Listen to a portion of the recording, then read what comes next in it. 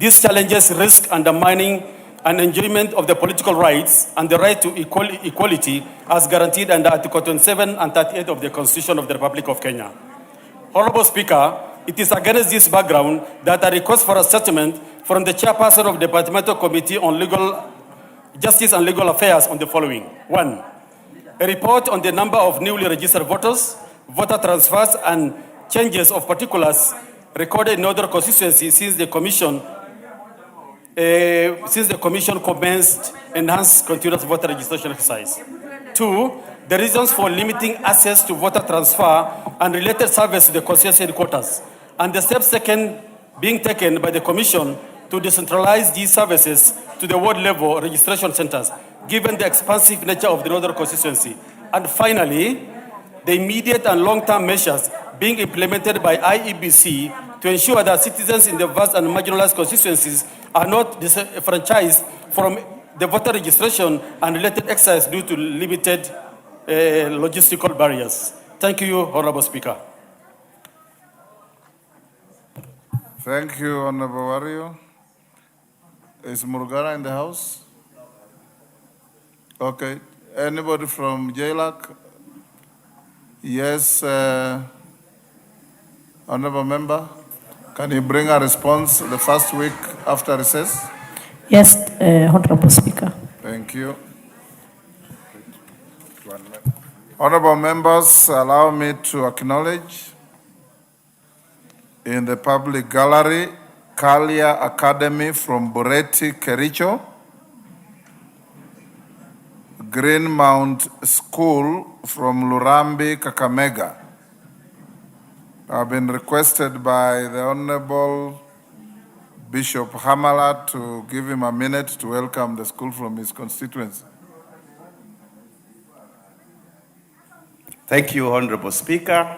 I wish to take this opportunity to welcome one of my best performing schools in my constituency, Green Mount School, together with their principal and their teachers. This is one of our great iconic schools that post wonderful, excellent results that put our constituency always at the top. Thank you, Mr. Speaker. Thank you. On behalf of the House and myself, we welcome the students, their teachers, and those accompanying them to the House of Parliament. Majority Leader, your Thursday statement.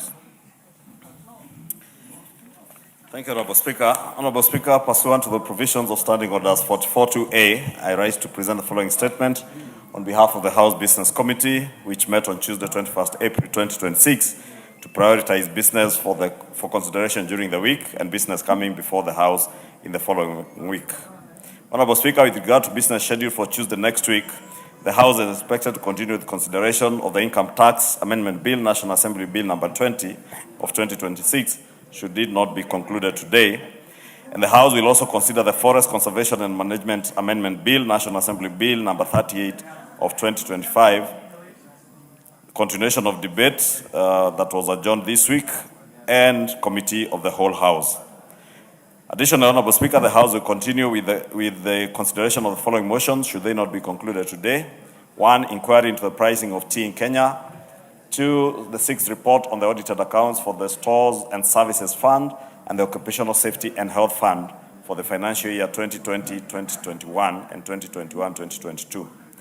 3, the 10th report on the audited accounts of the National Government Constituencies Development Fund for the financial years 2016-2017 to 2021-2022. 4 is the 11th report on the audited accounts of the National Government Constituency Development Fund for the financial years 2016-2017 to 2021-2022. 5 is report on public petition number 021 of 2025 regarding access to healthcare by cancer patients in the country. 6 is the report on inspection visit to the East African Science and Technology Commission and the East African Health Research Commission. And finally, 7 is report of the Kenya delegation to the 151st Assembly of the Interparliamentary Union, IPU, and related meetings. Honorable Speaker, the House Business Committee shall reconvene again on Tuesday, 28th April 2026 to schedule business for the rest of that week. I now wish to lay this statement on the table of the House. Thank you, Honorable Speaker. Thank you, Majority Leader.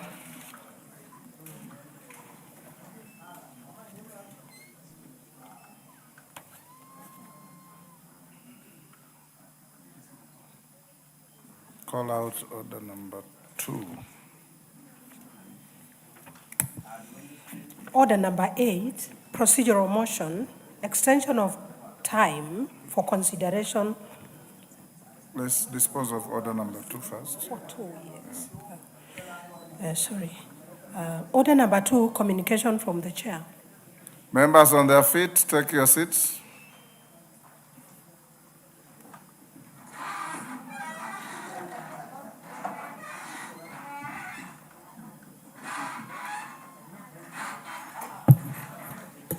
Honorable members, I have a short communication to make on the designation of an interim chairperson to the Public Investment Committee of Governance and Education. Honorable members, you recall that on Wednesday, 22nd April 2026, I apprised the House of a formal complaint regarding allegations of bribery leveled against the chairperson of the Public Investments Committee on Governance and Education, the Honorable Wanami Wamboka, CBS MP. Consequently, I refer the matter to the Committee of Powers and Privileges for investigation and suspended the Honorable Wamboka from the chairpersonship of the committee for the duration of the inquiry. In order to ensure continuity in the discharge of the committee's mandate, I directed the leader of the minority party to nominate an interim chairperson of the committee by midday on Thursday, that's today, 23rd April 2026. All members, I wish to notify the House that I have since received a letter from the leader of the minority party conveying the nomination of the Honorable Dick Maungu MP, member for Luanda, to serve as the interim chairperson of the Public Investments Committee on Governance and Education. In this regard, the Honorable Dick Maungu MP shall become the interim chairperson of the Public Investments Committee on Governance and Education with immediate effect and shall serve for the duration of the inquiry by the Committee of Powers and Privileges or until resolved otherwise by the House. This interim arrangement will safeguard the uninterrupted work of this critical watchdog committee whose mandate remains time-sensitive and central to the House's oversight responsibility. Honorable members, as the interim chairperson, the Honorable Maungu is expected to ensure that the work of the committee proceeds efficiently, impartially, and strictly within the confines of its mandate, while upholding the dignity, integrity, and public trust bestowed to the House and its committees. For avoidance of doubt, the Honorable Dick Maungu MP assumes all powers, rights, and privileges bestowed upon a chairperson of a committee by standing orders, resolutions of the House, and practices of the House. Honorable members, this appointment is made purely in the interest of preserving the effective functioning of the committee and should not be construed as prejudicing the outcome of the inquiry currently before the Committee of Powers and Privileges. The House is accordingly guided, and I thank you. Next order. Yes, Amelia Odhiambo. Thank you, Mr. Speaker. I was not in yesterday when this arose, but I just wanted, perhaps just for my information, as a whip, to know how long the suspension is, or rather that duration. And also, Mr. Speaker, I know sometimes as women we are invisible, but I sit here as the whip. Thank you. You are never visible. You are the most visible member in this House, Millie. And to be fair, you've just arrived this morning from Istanbul, haven't you? Yes. So when the matter was actively being prosecuted, you are not there, and your leader is the leader of the minority party. And under the standing orders, he is your leader until you tell us otherwise. And he's the one who has nominated Honorable Dick Maungu. Next order, honorable members, the next orders 8, 9, and 10 are purely procedural motions to be moved by the majority leader, and we should dispose them off within the shortest time possible. Majority leader?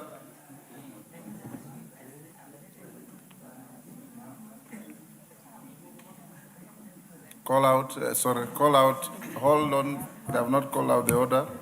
Order number 8, procedural motion, extension of time for consideration of a specified matter. Thank you, Honorable Speaker. Honorable Speaker, I beg to move that pursuant to the provisions of the Parliamentary Powers and Privileges Act, Cap 6, and the standing orders of the National Assembly, this House resolves to extend the period for the inquiry into allegations of bribery against the Honorable Jack Wanami Wamboka, CBS MP, the suspended chairperson of the Public Investments Committee on Governance and Education, by a period of 14 days with effect from 20th May 2026. Honorable Speaker, this is just a procedural motion to allow the Fair Administrative Justice Act, or rather in line with the Fair Administrative Justice Act, to allow a fair administrative process to be followed and give fair hearing to all parties that will be participants in this matter. And also considering that we are going on a short 3 weeks recess, that is also quite a busy period. That's why we have this procedural motion. I beg to move and request CJ, the Honorable TJ Ajwang, to second.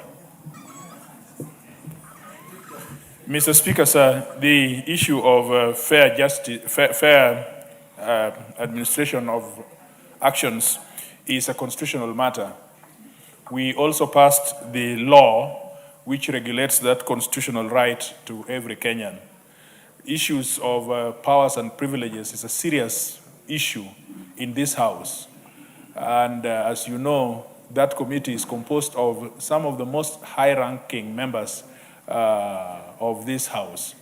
And so if we are looking at a colleague's issue, we must look at it with a tooth comb, because it could be you, it could be me. And so we need to have a sufficient period of time to be able to look at all corners, all the coins, and all the issues that are involved. And so I second this motion that we have enough time to be able to look at this matter. I thank you so much. Thank you. Members on their feet, take your seats.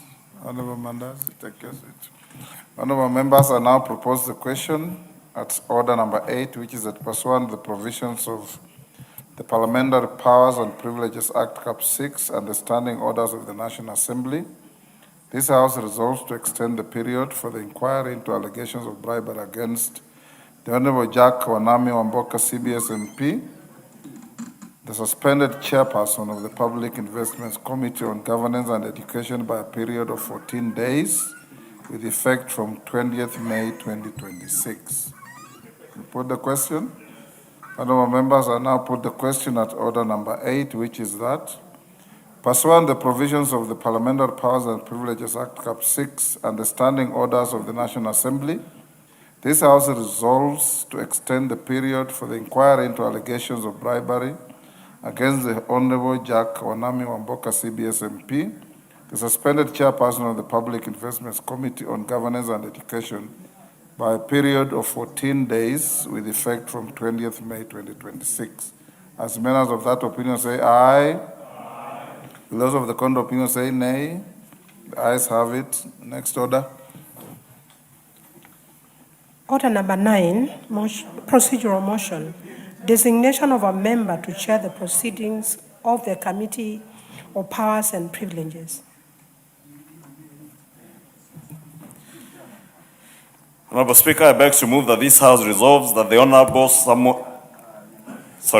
Honorable Speaker, I beg to move that this House resolves that the Honorable Samuel Chepkonga, CBS MP, chairs the proceedings of the Committee of Powers and Privileges on behalf of the Honorable Speaker for purposes of the inquiry into the allegations of bribery against the Honorable Jack Wanami Wamboka, CBS MP, the suspended chairperson of the Public Investments Committee on Governance and Education. Honorable Speaker, again, this is a procedural motion, as the Deputy Speaker indicated in her communication yesterday afternoon. Since the report will still come back to plenary, where you'll be chairing, or the Speaker will be chairing, and the Speaker happens to be the chair of the Powers and Privileges Committee. And as has been indicated by the Honorable TJ, this committee has very seasoned members. Amongst the most ranking members of the House, members like Honorable Gonzi Rai, somebody like Honorable Kuton, Honorable Moroto, who I think is serving his 5th of fourth term. We have one first-term member who is a lawyer, Honorable Jerry Maina, the member for Kirinyaga. And Honorable Speaker, we have a very good blend of seasoned members, commissioners like Honorable Faith Gitao, old hands like and seasoned members, ranking members like Honorable Mwangi Kiunjuri, who is doing his fourth term, Honorable Jessica Mbalu, who has served in the Speaker's panel, Honorable Farah Maalim, who has also served as Deputy Speaker of this House. Therefore, is indeed a council of elders, so to say, but has a good blend of even fresh and younger blood, so that even the first-time members of Parliament, we were very deliberate when setting up this committee, that we may have continuity and have even first-time members serving in this committee to be able to learn on how to deal with such matters. And therefore, Honorable Speaker, I beg to move that and ask the House that we do agree with the communication yesterday that the Honorable Chepkonga, a seasoned lawyer also and a ranking member of this House, to be able to chair this committee on behalf of the chair of this committee, who also happens to be our Speaker. And with that, I beg to move and request the Honorable TJ Kajuang, member for Waraka, to second. Mr. Speaker, I'm also waiting to join this Council of Elders, but I guess this is the reason I am being asked to second this motion, because I have been around for quite some time. Mr. Speaker, I want to second this motion, and this is the best that it can get. The last time we had, in your predecessor's period, we had an issue such as this. And we had not modeled the Act on procedure and the Act on standing orders to be able to deputize or to designate somebody else for this. And so we had a very rough time because Speaker Muturi had a practical issue that here I am the Speaker. I've been voted by these members. I cannot sit on judgment over some of your issues. And here I am the chairman of Parliamentary Service Commission. It would be a conflict of interest to stand in judgment over some of these issues that are raised. But we went around the standing orders and we looked at the law, and we nominated then the Deputy Speaker, Moses Cheboi, to be able to chair that committee. Now it is easier because the law and the procedure has been remodeled. And Mr. Speaker, this is the best it can get because you are aware, you are not only aware of the Constitution, but you are also aware of the law which we passed the other day, conflict of interest, and you are also a Kenyan. That you generally come from the general place where our mentioned colleague comes from. It would be in the people's head that how is it that you could be the chair of this, something will have to happen whichever way it goes. So you are a Kenyan and we are also in this context. So it has been very thoughtful of the majority leader to have brought this, this motion to be able to take balances of all the issues that are involved. And I want to second this, that we should be able to designate a member, a seasoned member, to be able to be the chair of this committee. Thank you very much. I second. Other member on his feet, take your seat. Honorable, take your seat. Honorable members, I now propose the question at order number 9, which is that this House resolves that the Honorable Samuel Chepkonga, CBS MP, chairs the proceedings of the Committee of Powers and Privileges on behalf of the Honorable Speaker for the purposes of the inquiry into allegations of bribery against the Honorable Jack Wanami Wamboka, CBS MP, the suspended chairperson of the Public Investments Committee on Governance and Education. To put the question, Honorable members, I now put the question at order number 9, which is that this House resolves that the Honorable Samuel Chepkonga, CBS MP, chairs the proceedings of the Committee of Powers and Privileges on behalf of the Honorable Speaker for the purposes of the inquiry into the allegations of bribery against the Honorable Jaka Onami Wamboka, CBS MP, the suspended chairperson of the Public Investments Committee on Governance and Education. As members of that opinion say aye. Will those of the contrary opinion say nay? The ayes have it. Next order. Order number 10, procedural motion, extension of time for consideration of the nominee for appointment as High Commissioner to Ottawa, Canada. Nelson Koech. Thank you, Honorable Speaker. Honorable Speaker, I beg to move the following procedural motion that pursuant to the provisions of Section 13 of the Public Appointments Parliamentary Approval Act, Cap 7F, relating to the extension of period for consideration of nominees for appointment to a public office. This House resolves to extend the period of consideration of the nominee for appointment as High Commissioner to Ottawa, Canada by a period of 14 days from 14th May 2026. Who is seconding you? Should I proceed as a, oh yeah, it's a procedural motion, sorry. Yes, it's a procedural motion. Yeah, Honorable Speaker, this request is purely procedural and is intended to allow the Departmental Committee on Defense, Intelligence and Foreign Relations sufficient time to conclude its consideration of the nominee, Mr. Humphrey Watanga. The committee, having considered the request for extension, including a request by the nominee himself for additional time and being satisfied that it is consistent with the provisions of the Act, the committee then has resolved to seek this additional time to ensure that all the aspects of the nominee's suitability are comprehensively examined. The committee remains committed to conducting a thorough and diligent review process in keeping with its oversight mandates so that all relevant issues are adequately addressed before the final determination is made.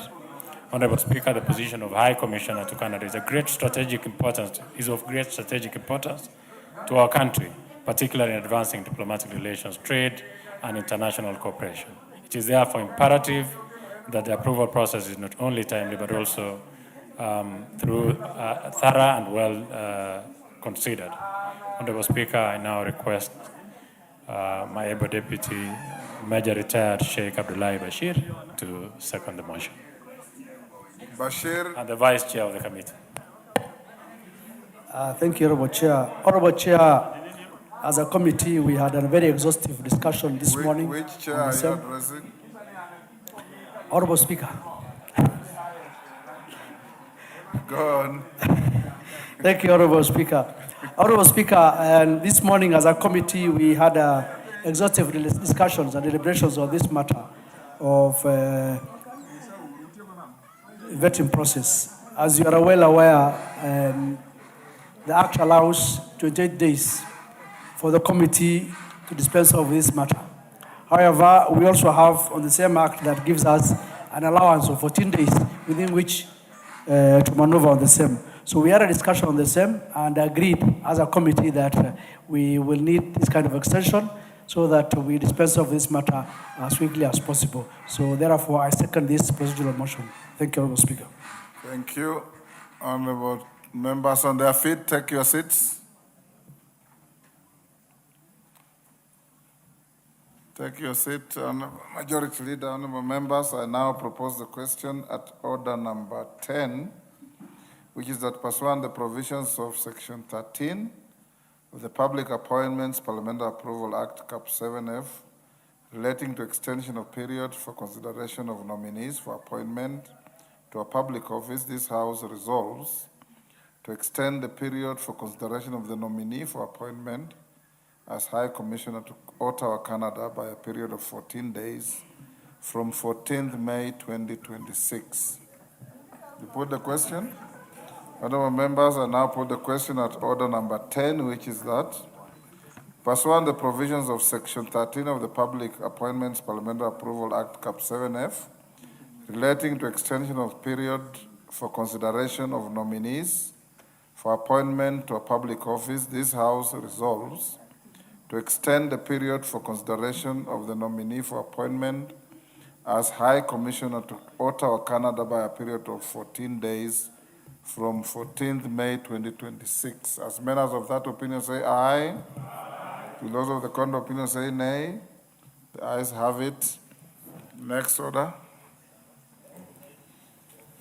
Order number 11, motion, inquiry into the pricing of tea in Kenya, resumption of debate. Honorable members, records show that the last member on the floor was Honorable Gitonga Mkunji, who had exhausted his time. I see on the screen Rindikiri Mugambi. Are you queuing for this? Esther Passaris, are you queuing for this? Victor Koech, are you queuing for this? Gideon Mulyungi, are you queuing for this? Who? He says no. Gigi Kagombe, are you queuing for this? Go ahead.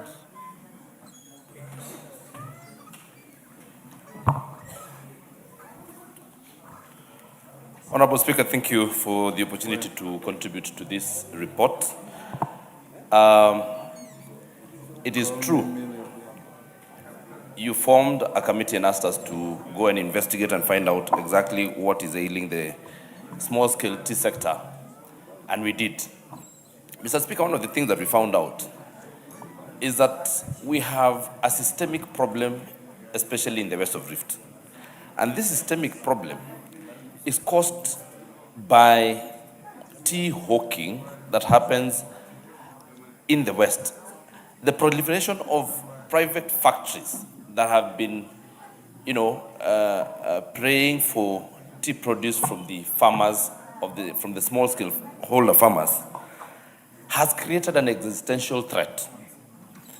It is very difficult to put in proper mechanisms to have proper quality of tea effected by the KTDA holder factories around there. Reason being, Mr. Speaker, that we have 71 factories that are fighting for the same produce as the KTDA factories in that area. And therefore, Mr. Speaker, we would ask the Ministry of Agriculture, especially through the Tea Board of Kenya, to make sure that they curb this menace of tea hawking, because of the people who are licensing these very many factories that are against the law because they do not have requisite tea bushes to prune from. That said, Mr. Speaker, it is also imperative that we ask our farmers to make sure that they elect people who can take care of their produce, people who can take care of their monies. The allegations and the issues that we found out of people meeting just to have, sitting allowances and that, and there were serious allegations, would be curbed and would be cured by having relevant and right people in those positions. What would ask this House to do is to prevail upon the State Department of Agriculture to implement the measures and to make sure that we have in place regulations for the Tea Act that are now supposed to effect the proper conduct of leaders and the proper conduct of all the people in the value chain. So, Mr. Speaker, I beg to support the report and say that the findings of the committee be implemented to the latter. Thank you very much, Mr. Speaker. You are done? Esther Passaris, are you queuing for this? No. Gideon Mulyungi, you are not for this? Milemba? Thank you, Honorable Speaker. The tea issue, when it came to the floor of the House, I'm surprised now not many members want to speak to it. But that particular time there was a rubble and a rouse on the pricing of the farmers, especially from the West. And though I'm not a very serious tea farmer, I have a few tea farmers from my area. It almost sounded like one region was being disfavored while the other region was being favored. So yesterday when this motion was actually on the floor, we actually deferred it so that these members can speak to it. I'm surprised they are not speaking. But let me say a few things of what I've already gathered. That it seems the management of the tea factories in the West is not being done very well. That the people elected as the directors are having too many meetings at the expense of the farmers themselves. And therefore, much of what otherwise should have been earned by farmers as dividends is being actually earned by the directors themselves. It also turned out, Honorable Speaker, that some of the directors of the tea factories, and I'm speaking to this so that even the farmers and the Kenyans can listen to this and become part and parcel of this debate, that some of the directors from the West are actually the same panelists that do lend this or hire their vehicles to the tea factories at very exorbitant prices. And this therefore makes even the profits that otherwise would have gone to dividends of these farmers even get lower and lower. It further reoccurred that some tea factories, yes, have gone ahead to produce their own power. But again, the tea factories are not allowed to use this power so that they can use the same power to generate what runs their factories. Instead, they have to connect the same power to the main grid before it is against resupplied to them, and therefore they are not able to benefit from what they have originally generated in order to reduce the costs. And therefore it was advised that a law be made in this sector which can allow the factories to actually use their own generated power, and this will reduce their cost of production in that particular space. And everything, Honorable Speaker, went on like there are things that are not being done right in the West.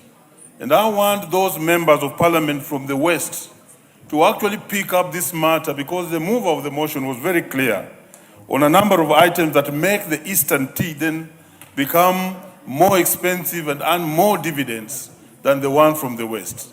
This will be for the benefit of our farmers from the areas of Mudete, the areas of Bunyore, and other environs in the West, which the farmers are crying for, that the tea prices are very, very low. And therefore, the interrogation by this committee was very, very important. And this report needs to be really tooth-combed so that we come up with a final product that will actually help this tea. They also talked about, Honorable Speaker, about the marketing of the tea, that the tea is not marketed branded, that is just marketed holistically. And further that this tea is mainly bought by only two markets, one in Egypt and another one in Pakistan. And those are all issues around the space which I would wish honorable members from the tea growing areas take a very serious action and contribution to this motion so that we may make our farmers from those areas get the correct dividends. Thank you, Honorable Speaker, and I thank you. Thank you. Honorable Pukose.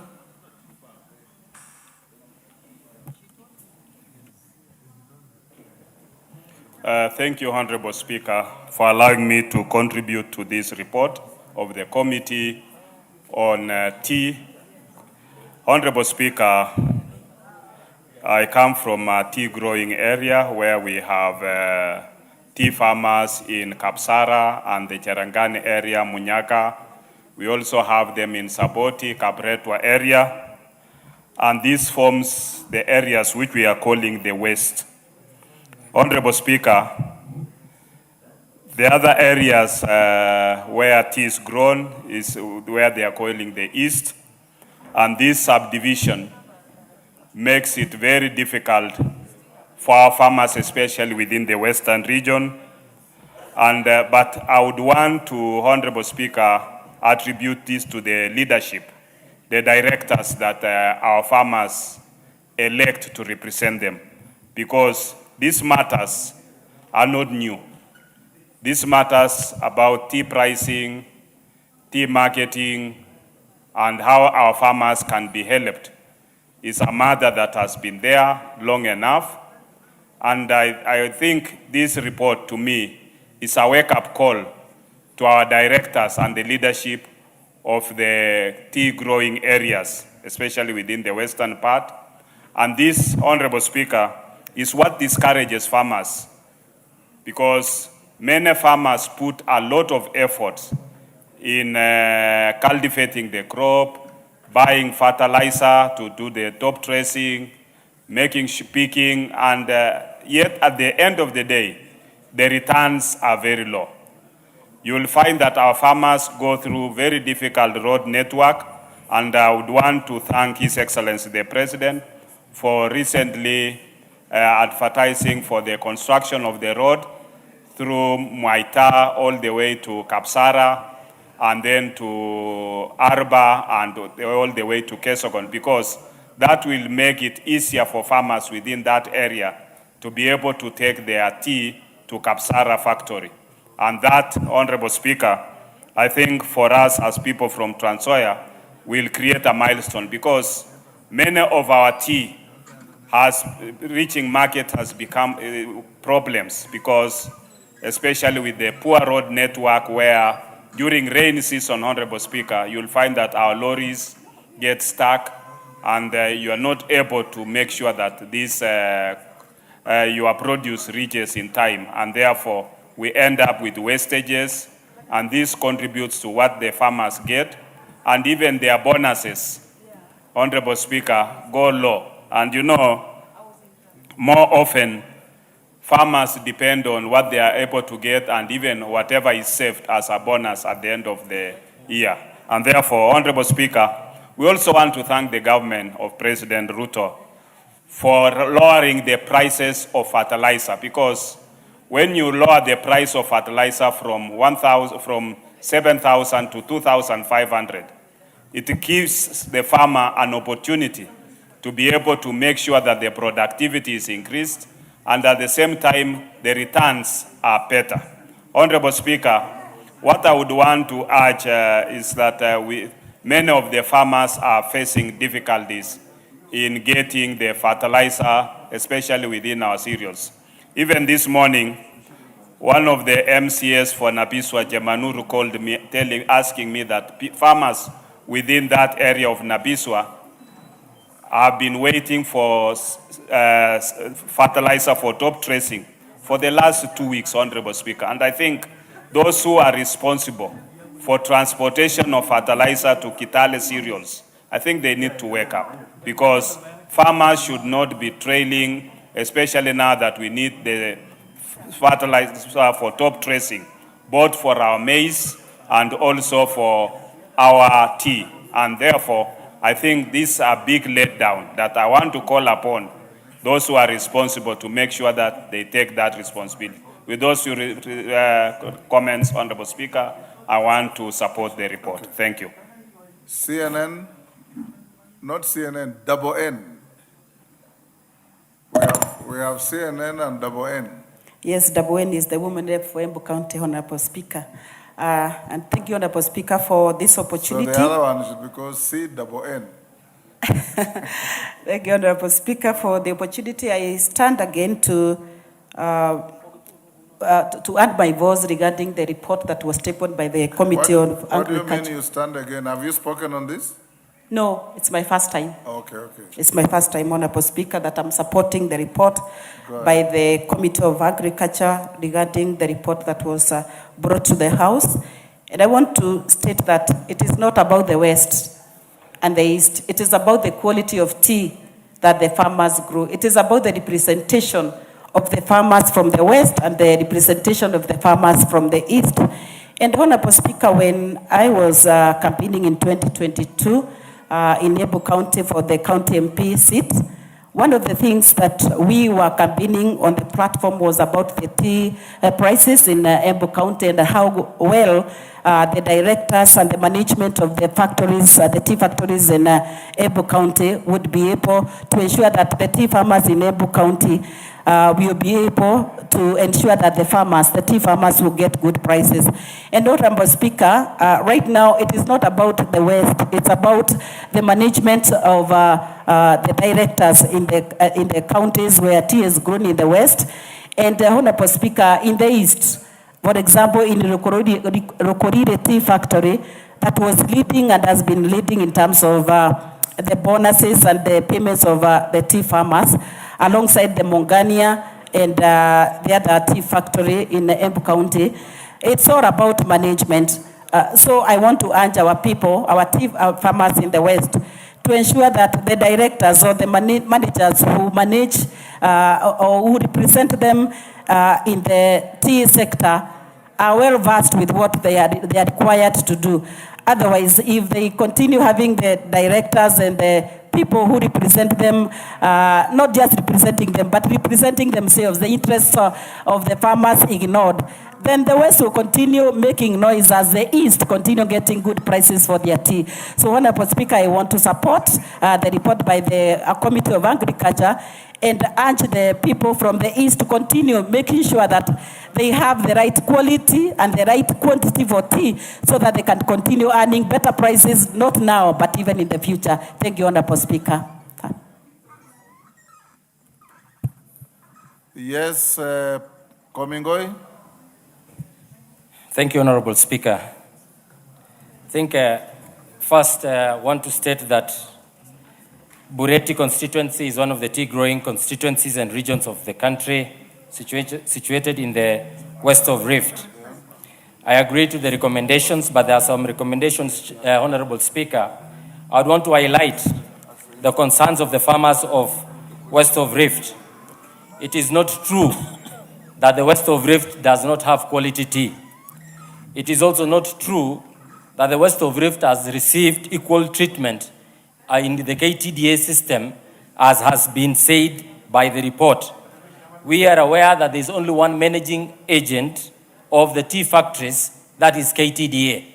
And KTDA managers are able to be transferred from one region to another. So about the expertise or about the question of the factory management is entirely the management of KTDA. It is also true, Honorable Speaker, that when a farmer has plucked his tea and KTDA has accepted the tea at the tea buying center, then the honors of good quality tea then rests at the factory management, which is managed by KTDA. So that question about management of factories on the west of Rift should actually be looked into more carefully, because it is being used as a cover to imagine that the tea from the west of Rift is good. The second observation that was made by the committee, Honorable Speaker, is that the west of Rift is too far from Mombasa, and therefore they incur higher costs of transportation, of insurance, and of freight. If it is true that Kisii, Western Province, and Kericho is too far from Mombasa where the auction is happening, then this committee should have also made a recommendation to open another auction in the west of Rift, so that the buyers can come to that area and buy tea and then off-take tea from the farmers for the sake of reducing the cost of the farmers. KTDA, therefore, is responsible in opening the markets to make sure that the market is opened up to access by all farmers. There is also another misnomer, Honorable Speaker, that the west of Rift, there is so much hawking of tea that is contributing to the low prices of tea or low quality of tea. I want to state here, and I want to go on record, Honorable Speaker, that there is no factory in the west of Rift that is operating below capacity. And because of the high production of tea in the west of Rift, and because of the high rainfall that is received in that region, we are able to produce more tea per bush than the east of Rift, and therefore we have more tea. To that extent, therefore, it must come to the position of this House to know that it is not the tea production that is making tea hawking an issue. and the tea hawking does not affect the quality of tea. Third, Honorable Speaker, is the question of KTDA investment in power production. It is not true to say that KTDA has done everything to make sure that the power production plants within the West of Rift has been in the forefront. The people of Kericho, and particularly Bureti, the 4 factories of Bureti, that is Kapkatet, Chelal, Tebesonic, and Litain, contributed nearly 1 billion shillings, almost 10 years ago, to a power plant that has not been completed by KTDA to date. To that extent, that means we are paying a higher cost with contributions that was made on incomes that are not earning any interest or any penalty on the contractor.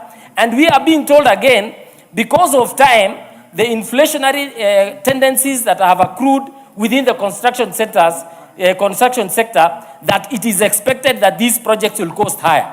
We want to ask from KTDA, where did you take the monies that were contributed by the West of Rift, such that there are no power plants and power factories that have been power plants that is supplementing the energy in the region?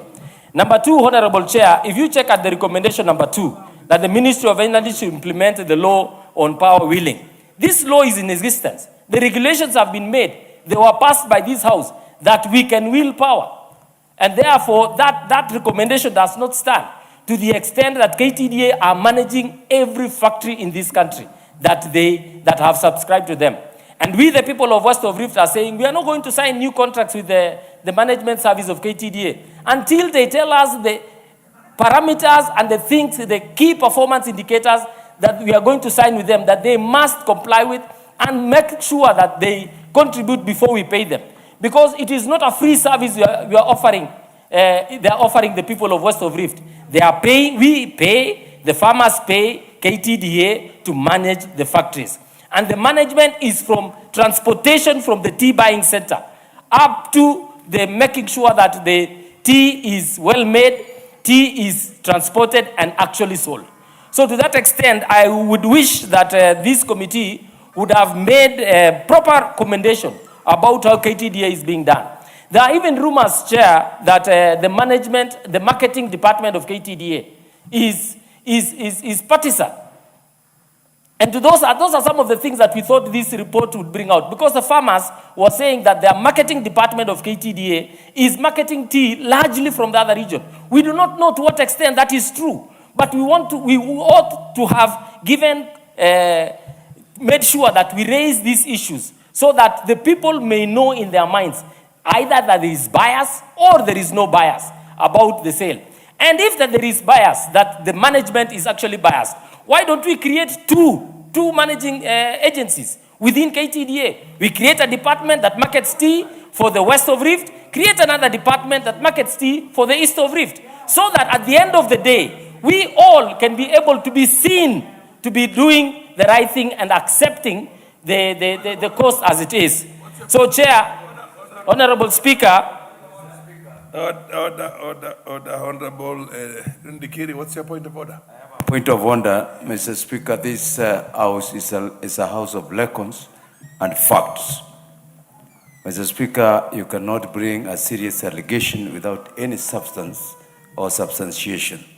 That allegation of saying biasness by a marketing department is really not properly presented. You need to substantiate with facts. We are dealing with a very serious matter. We are dealing with a very serious matter in this country. The economic advantage of tea is very important. So please, let's not try and bring populism statement. Honorable Speaker, this report is an inquiry. It was not definitive. And it's an inquiry into the pricing of tea in Kenya. Order. The allegations are speculative. He says these people are saying this. He was not definitive to say that they are biased in their marketing. Then, of course, the Speaker can call upon you to substantiate why you are assertive, why you are definitive. But then when you say the people are saying that, then that's speculative. Continue. It's not neither here nor there. Anyway, continue. Honorable Speaker, I'm raising that issue. And conclude. Yes, in conclusion, Honorable Speaker, I'm raising that issue because farmers are raising their concerns. Yes. This report needed to have come out conclusive and also openly to be able to be trusted. If you did not raise that matter and they inquire and the farmers raised it on the ground, then how do we trust the report? Because we want a report that can be implemented. Finally, Honorable Speaker, the question of the budget that was passed by this House. This is a parliamentary report. It's a committee of parliament. And the committee of parliament is not drawn from one section of the country. It's my presumption that it is broad-based and represents the whole country. So that's another matter that you need to interrogate. Anyway, proceed. Thank you, Honorable Speaker. Are you on a Finally, point of order? Honorable Speaker, the question what's your point about of the order? management of the T-board. What's your point of order? Mr. Speaker, it is very unfortunate that a member of this House would want to take the floor of this House to prejudice the public. First of all, Speaker, there is no region called West and East. And every factory, and I'm saying this because I'm a director at one of the factories in Kiambu region. Every factory goes to the market by its garden mark.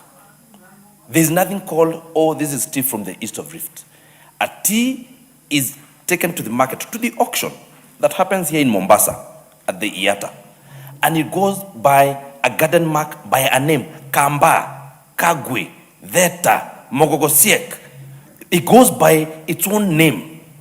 So you cannot say, you cannot prejudice the public and say that there is, favoritism in marketing a certain tea. Number two, Mr. Speaker, the role of marketing tea has been legislated by this House, and it is the role that is given to the Tea Board of Kenya and not KTDA. KTDA and KTDMS is just a management services. I sit in the board of KTDA Holdings, Mr. Speaker. This is a private company that is in the realm of private. So Order, you should have the common practice in this country is that if you're going to cite on something where there's an interest, you declare the interest before you start contributing. So you say, Mr. Speaker, I wish to declare. I'm guided, Speaker. I wish to, and it is important that I do that now. Yeah, declare I'm your guided. interest first. Thank you, Chair. It is important from the onset to say that. Where is the interest? What is the interest? I am a farmer. I'm a tea farmer. Yes. And therefore, Are you a member of KTDA? By the date of being a tea farmer, I'm an elected director in Kiambu, in KTDA. Okay. And I sit in the board of Theta Tea Factory, in the board of Ndarugo Tea Factory, in the board of KTDA Holdings, and in the board of Are you contributing or you're on a point of order now? I was on a point of order Now, to clear the image Get that. get through with the point of Yes. order. So the point of order is. Have you contributed that to this matter? The role of marketing? Yes, I've contributed to this matter. The role of marketing is by T-Board. It is not by KTDA. And even as you say here that you create two separate entities to market tea from one side and the other side, it is also important to understand the company he's talking about is a private company, Mr. Speaker. Okay. Therefore, even as we talk about it, we must understand that it falls in the realm of private. You made your point. Yes. Conclude so that the Yeah, next thank speaker. you, Honorable Speaker. You see, this report clearly states that there is West of Rift and East of Rift, and that was the basis for the inquiry. So it cannot be ignored. Chair. That's the prevalence. Yes. Finally, Chair, the Honorable Speaker, the question of recommendation number 3, that the factory's management should replace all dilapidated, inefficient machines. You would recall that in the previous budget that we are implementing right now, this House allowed an amount of monies to be used by factories to be accessed as a loan, and that's one of the things that I was key to see how we can be able to leverage now from the east, from the west of Rift, or any other factory for that matter, to be able to replace its equipment for it to be current and to be efficient in its production for the purposes of reducing the cost in the factories. Otherwise, Honorable Speaker, I leave it at that. Okay. The MP for Igamba Ngombe, Chuka Ngombe, Honorable Ntwiga. Thank you, Mr. Speaker. Mr. Speaker, Eliza, one as a tea farmer, think I'm the biggest tea farmer in my constituency. 2, representing tea farmers from Chukega Mangombe constituency. Mr. Speaker, this matter is so serious that it makes me feel a lot of pain when I hear people trivializing it. And I want to thank Honorable Kagombe for clarifying that when we go to the market, people market tea according to the quality they produced in their factory. And every factory and every region elects their own directors. So if you go as a region and elect directors who are dealers, who are brokers, you go into a region and you find that the richest people are tea brokers, and then you start putting everybody in that mess, it's for people to go back and elect good directors. That's why it starts, before we go at the top. And I've been telling my people this in my constituency. You don't elect somebody who don't even know where the auction happens in Mombasa. We wanted to bring you a report that he has been given also by a 10th party. You know, those are the old men and women we are electing in the village as directors. And the tea auction is so complicated that they can't even understand how the dollar exchanged last week. They don't even understand what is happening in Pakistan or what is happening in Iran, which are one of our biggest buyers. So the directors, people electing in the village, are people who just give them report that they have also been given by a third or a fourth party. So as we solve the tea problem in this country, is there a time that our people, when they go to elections to elect their directors, they elect capable people who can see through the conmanship that is there in the tea marketing? Mr. Speaker, even the East, So that people think it's... Just for the interest of the chair, are you suggesting that they elect farmers or they elect brokers? They elect a farmer, but a farmer with the capacity who can understand what goes on. Okay. You don't elect a farmer who sits in his house waiting for a report. And he is told, Leo, it has been bought at these shillings. You elect a farmer who has also had access to... Yes, a farmer who has access... of tea brokerage. Yes, a farmer who has access to information, okay. Mr. Speaker. Secondly, Mr. Speaker, even the price that people see as if it's too much for the East. Last year, bonus we got with 50 shillings. It's still little, even for that East. Tea in this, if you look at the market prices of tea in the international market, no farmer should earn, both from East or West or from wherever, no farmer should earn less than 70, 80 shillings per kg, Mr. Speaker. If the marketing of tea and brokerage is removed and brokers are reduced in the chain of marketing, Mr. Speaker. So the problem are the people we elect and so many brokers in the chain of marketing of tea, Mr. Speaker. But, Mr. Speaker, I support the report. I can only see an interest by Wandeto. Okay, Wandeto first. And then Munyora is the last person, and then I'll then call upon the mover to reply. Okay, thank you very much. Proceed. Thank you very much, Mr. Speaker, for the opportunity to also contribute to this report on the inquiry. Honorable Ndikiri and the MP for Chuka Ngombe and the other MP for somewhere in Rift Valley. You consult in low tones. Thank you, Speaker. So I would also like to contribute to this issue about pricing of tea. And Mr. Speaker, from the onset, since you have asked people to declare their interest, my interest in this matter is that I'm a tea farmer, a very small-scale tea farmer, and I also happen to come from a constituency where about 50% of my people grow tea. Mr. Speaker, I'm actually a product of coffee and tea because I was educated from the proceeds of coffee. Mr. Speaker, the issues that are raised here are very important. And I think all of us in this House, there's one thing that we all want: better outcome for our farmers. And it is very important that we do not play cheap politics with this matter, like we have just seen somebody trying to do in this House, trying to divide the country along regional or tribal lines. Tea is a commodity, just like it's been clarified, that is sold in the international market. Mr. Speaker, tea is actually sold, to the best of my understanding, and the people who are more knowledgeable here, like Honorable Kagombe, can correct me, it is based on the quality of tea. It is sold based on quality. And actually, I would like to mention that my own constituency, I have only one coffee factory called Egadudi Tea Factory.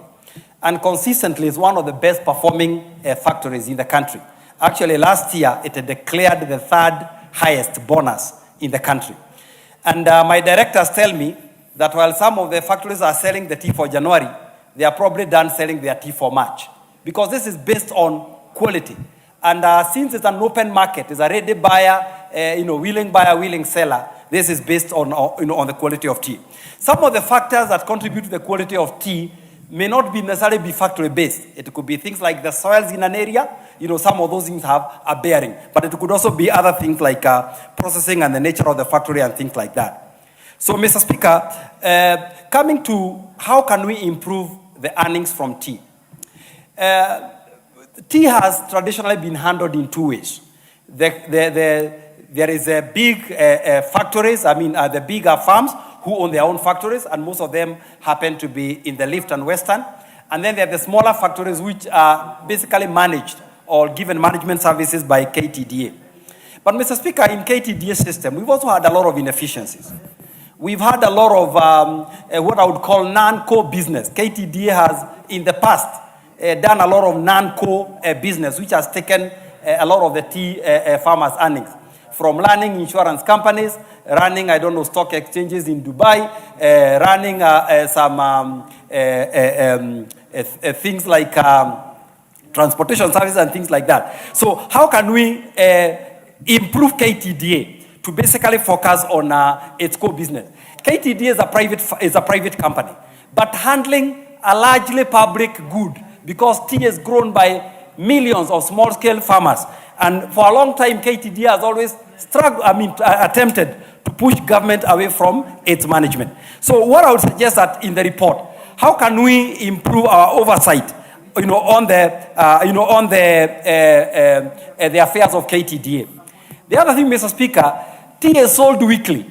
So again, we've always wondered, why are farmers paid a very small amount monthly, and then they are only paid a bonus once a year?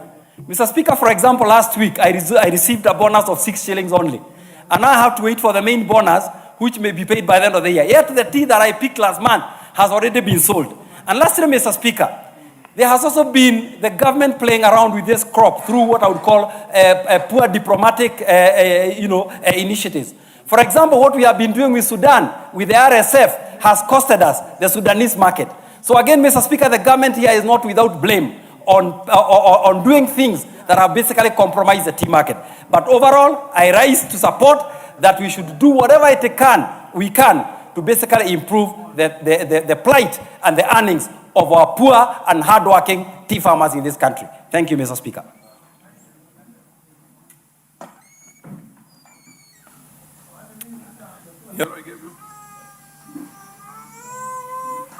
Thank you, Mr. Speaker. I rise to support the report. I think I come from Mount Kenya West, and my constituency is Kigumo. We have 3 tea factories. And this discussion, because even in my constituency, we never get the same pay for the different factories. There are so many factors that determine the price of tea. Tea is sold in the auction house. Tea is tasted. You cannot force someone who's buying tea to like your taste. So the buyers always prefer the tea that tastes better, and from what they've done and from history, what we've seen so far, they prefer our tea, and that's why it commands a higher price. 95% of our tea is sold abroad, out of the country. And that tells you, as much as you try and divide this into a Mount Kenya and East-West tea zone, the issue of tea will remain with the buyer. For those who consume wine, if a sommelier prescribes a wine that is premium to the other, based on taste, you cannot dispute, because the buyer will always go with what they taste. So I am saying that one of the things that we also need to agree is that factories are empowered to decide who brokers their tea. So each factory, they choose their brokerage firm. And once they decide their brokerage firm, they cannot come back to us and tell us that their tea has been either undersold or the prices are wrong. I will still insist. We will never accept as a region from our area that our tea is based on some. There was a proposal before that tea is sold at a certain price, then we look at a premium. tea must command its rightful price. If it's premium, our premium tea must get the right price for its being premium. And I will repeat, tea is sold by taste. It is taste. And if our taste has consistently been better and preferred by the buyer than other tastes, I think you can't blame us for us. Number two, there is the issue of the attitude. Wandeto has raised the issue of an area. There is a soil, altitude, that is. How high are you? How close are you? How cold is the area? What is the climate? All those factors go to decide tea. In my region, we do not encourage tea hawking. Because once you encourage hawking, that encourages people to not pick good quality tea. They just pick any tea and sell to the brokers outside there. But our tea has been controlled. I will still maintain that it must be controlled so that we keep picking premium tea. So I support, and I'm unhappy when I hear people say that there are some preferences given to some regions. Like I said, I have 3 factories. The best factory in this country comes from my constituency, consistently, called Gasharage, and their tea is premium. The next factory, called Ikobe, gets a slightly lower price, and we will never complain and say that each factory must be paid as Gasharage is getting, because they're getting their premium tea because it's superior. So I support, Mr. Speaker. Thank you.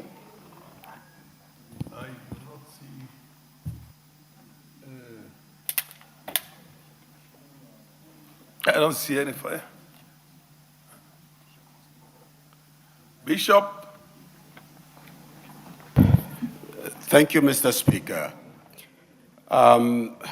Whereas I support the report, I wish to appeal to the House, Mr. Speaker, that the complaints from the divides of tea growers in this country is not something to be wished away and played down. I think there is need to do a better inquiry, because we cannot claim that those who recommended that we grow tea in certain areas in Kenya were wrong, or over time something went wrong. We need a proper research, a scientific report on whether it is the soil, whether it is the harvesting, whether it is the processing in the factories, or the storage at the time and in the area, at the auction stores. The second thing that I heard from the contribution in this House is that some of the teas are being marketed and they are the ones who are attracting the international market. Now, there is a lot of complaint, and I think we need to give it a fair hearing and a fair understanding. There is a lot of discomfort. I come from neighborhood to the tea growing areas, and we hear this complaint all the time. So by bashing it or playing it down is not really encouraging. We need to speak to the interest of farmers and do more and better research on it. Let us avoid the issue of politics of West and East, but let us listen to the complaint of the farmers themselves. So, Mr. Speaker, some of us been thinking, if the same KTDA cannot give the farmers, all of them, satisfactory answer that all of them will be satisfied, it means then, why don't you get another organization to market the other side and make sure that the same problem is addressed differently? Because if you do the same thing the same way all the time, you may not get the answer. So I am appealing to the committee and this House to listen to that complaint. It may not have been expressed as it may have attracted some better and more research, but it will not serve the people of Kenya if we dismiss it and downplay it. Thank you, Mr. Speaker.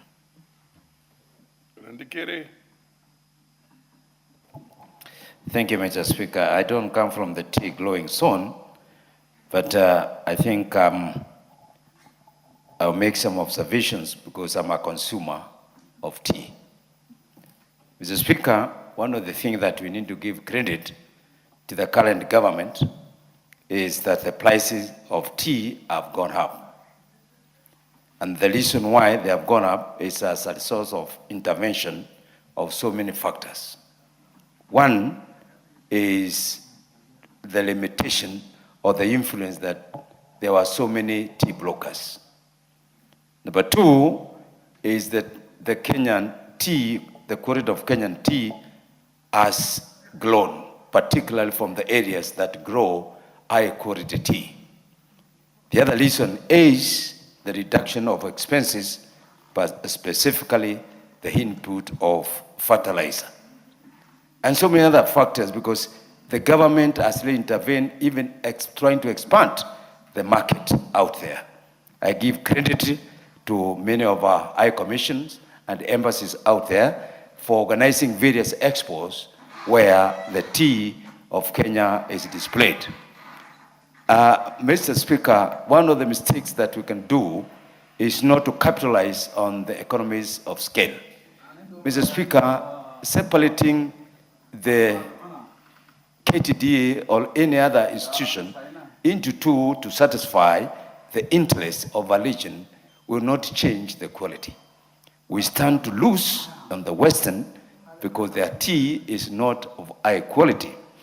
Secondly, Mr. Speaker, even in areas where there's very high tea quality, still there are some areas within that same area, for example, in Molanga, in Kegumo, where they have the largest three quality tea regions. But I also, even in Kegumo, there are areas with low quality tea. What they take advantage is the breeding concept, and that's what the auction is all about. Western generously benefits from these areas where the high quality is. So, Mr. Speaker, we need to be very sensitive. We cannot trivialize our thinking to the level that we are saying one region is being disenfranchised by the other. What we need to be thinking about right now is how to continue improving the quality of tea. That's key. That's key. And we need to enhance research so that we start now printing tea. Even those they're so defined as west of the Rift Valley, there are areas that can plant very high quality tea. And I think that will solve, going forward, some of the problems that we have. Institutional reorganization and institutional politics should not be the thing that is going to jeopardize the benefit that goes to the farmers. Mr. Speaker, I think this is a very serious discussion. It is a very serious economy of tea because of earning foreign exchange. It is a very serious because of it offers employment. It's a very serious industry because of enhancing manufacturing and value addition. So we need to be sensitive when we trivialize a concept like the tea business. I thank you, Mr. Speaker. MP for Igembe South. Thank you, Speaker. Also, let me put my voice on this committee report on the findings on the pricing of the tea. Chairman, Mr. Speaker, the committee has given the recommendation on the findings and what makes the tea from West earn less than those teas from East. Mr. Speaker, the tea quality matters a lot. I remember in the last parliament, when I was in the Committee of Agriculture, we went to West Side to do the same findings. And Mr. Speaker, we talked about the grading, because when harvesting tea, there is that quality you are supposed to harvest, and the quality starts from the farm all the way to factory. If you miss that grading from the farm, even in the factory, you will not get a good grade. So this is one of the effect which affect the prices of the tea. Secondly, Mr. Speaker, the directors whom the farmers elect, the directors are supposed to be informed on the current affairs, how the prices are going, how the auction is being done at Mombasa, so that they can be interim with whatever is going from auction and what they are responding to the farmers. Then number 3, Mr. Speaker, the input, the quantity of the harvested tea, which is being supplied to the factory. If the quantity is less or the quantity is small, the factors of production will go high. And when the production, the factors of production go high, the price the farmer will get from a kg of tea will be low. So, Mr. Speaker, as the committee has recommended, those recommendations should be followed to the letter so that the farmers can get commendable prices. Because they are complaining, because tea is one of the key foreign earners in this country. And the farmers are supposed to be benefiting from this tea which they harvest, Mr. Speaker. The KTDA also must be transparent to the farmers. When the prices are higher, the farmers are supposed to know that the prices of tea are high. If they are low, the same, they are supposed to indicate to the farmers how the prices are. I am glad, Mr. Speaker, that in my constituency I have 2 factories. That is Kiegoi Tea Factory and Igembe Tea Factory. And the payment there is somehow good because of the quality. But the government also should work hard to expand the market so that farmers can earn more. Thank you, Mr. Speaker. Fair enough. I now call upon the mover to reply. Where is the honorable? Yeah, Mary, are you doing it on his behalf? Where is Mutunga Daktari? I'm here. Oh, yes, proceed. Thank you, Honorable Speaker. Honorable Speaker, I would like to thank all the members of this House who have contributed to this motion. Honorable Speaker, the pricing differentials was a huge issue in this House just before we went for the last recess, for the December recess. And that is what led to expansion of the committee in cooperation of some of the members who are extremely vocal about the issues of pricing, and therefore we formed a larger committee to go and look into these issues. Honorable Speaker, the matters of tea needs to be discussed as matters of the heart. Tea is produced all over this country in quite a number of counties. It is amazing that we have a dichotomy that KTDA factories to the west of the Rift Valley get less pay as compared to the KTDA factories to the east of the Rift Valley. But Honorable Speaker, that doesn't mean that there are no factories in the west of the Rift Valley that are getting better prices, because they are there. Honorable Speaker, we agreed with the members who were extremely vocal about the pricing issue and bring about all sorts of explanations that we change direction. Those of us who come from the east of the Rift Valley to go to the west, and those who come from the west of the Rift Valley to go to the east. When our colleagues from the west of the Rift Valley went to the east, it took them 1.5 days of exposure, and they were satisfied. That is because they realized the problem is not really with the KTDA as an institution. The problem is not with the farmers, as it were. The problem is a compounded issue based on disregarding the quality. And that is why Honorable Speaker, I understand to say, doing away with the KTDA, and I'm not a member of KTDA, I produce some tea, Honorable Speaker, but I cannot stand here to defend KTDA. But let me tell you something. Honorable Speaker, before I became a member of Parliament, on 3 occasions, global conferences, KTDA Mondo was given as an exemplary Mondo, one that has really performed wonders in the world.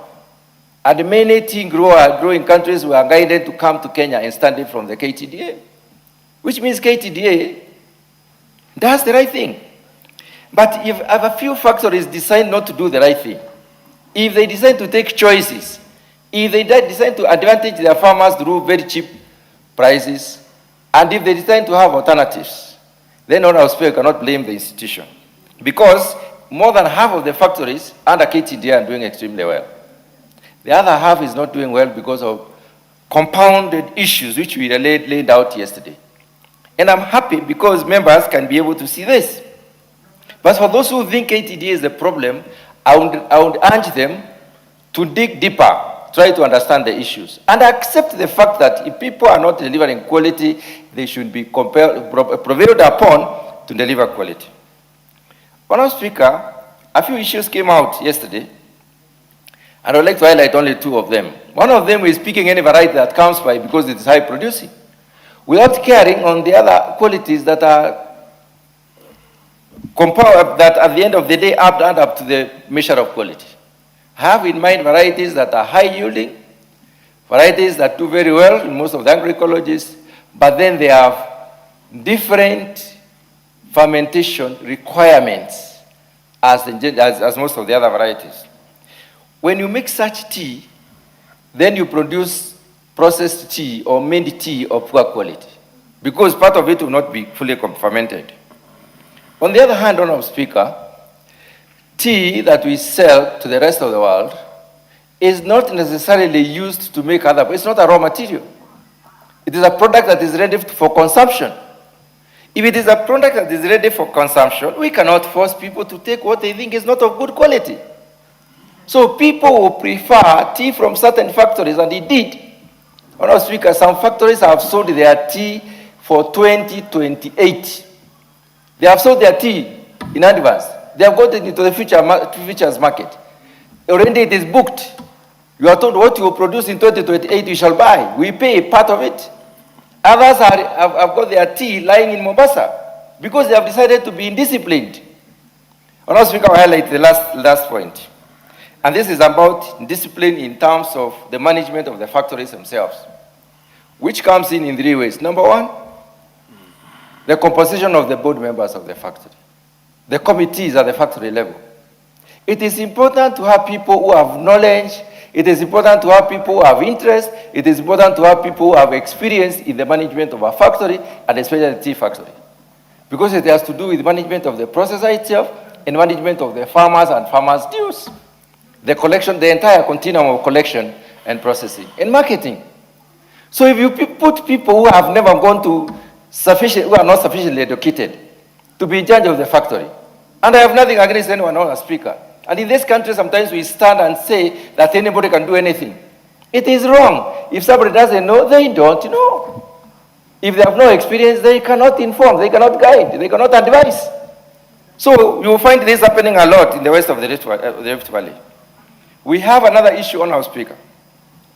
In their appointment or selection or rigging in, or whatever method they use to put the members of the factory, the board members or the directors in, they hinge a lot on the populace. Who is populace? Who is most populous around? Not necessarily who is producing the best tea. When you go to the east of the Rift Valley, they will ask, what experience does he have? What is the size of his farm? Has his tea ever been rejected? But on this other side, they will pick anybody because you have such a backing. We should not politicize tea. Tea as a commodity needs to come out as clean, good quality, because people will pay for what they consider to be good enough. Finally, Honorable Speaker, the added costs on the same. Those factory the directors designed to be to have conflict of interest. Instead of allowing the factory to run, under the guidance of the management body, which is now the KTDA, they bring in influences. You have to get my vehicles. We store vehicles of the factory and then hire somebody's vehicles to collect tea. First of all, you are holding the vehicles of the factory. Then you get other vehicles. It's a double investment on our speaker. It's double input. On the other hand, some of them want their wood to be bought. Others want, so much to be done for them instead of allowing the factories to run appropriately. So, our speaker, it is a bit surprising that the members who are very woke are not in this house to debate this report today. And I think some of these issues can be very emotive until the house was charged to a point of even imagining that the committee is not committed to its work.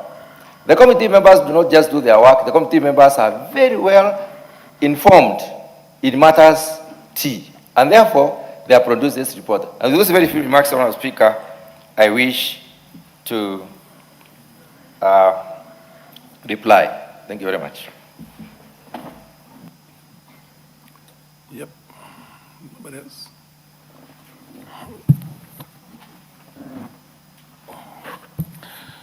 Honorable members, I now put the question. That this House adopts the report of the Departmental Committee on Agriculture and Livestock and its inquiry into the pricing of tea in Kenya laid on the table of the House on Thursday, the 4th of December, the year 2025. Will as many of the appearance say aye? Aye. Will as many of the contrary appearance say aye? The ayes have it.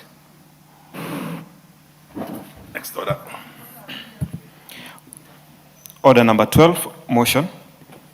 11th report of the audited accounts of the National Government Constituency Development Fund for the financial years 2016-2017 to 2021-2022. Resumption of debate. Who was on the floor? Anybody interested in that, in contributing on that?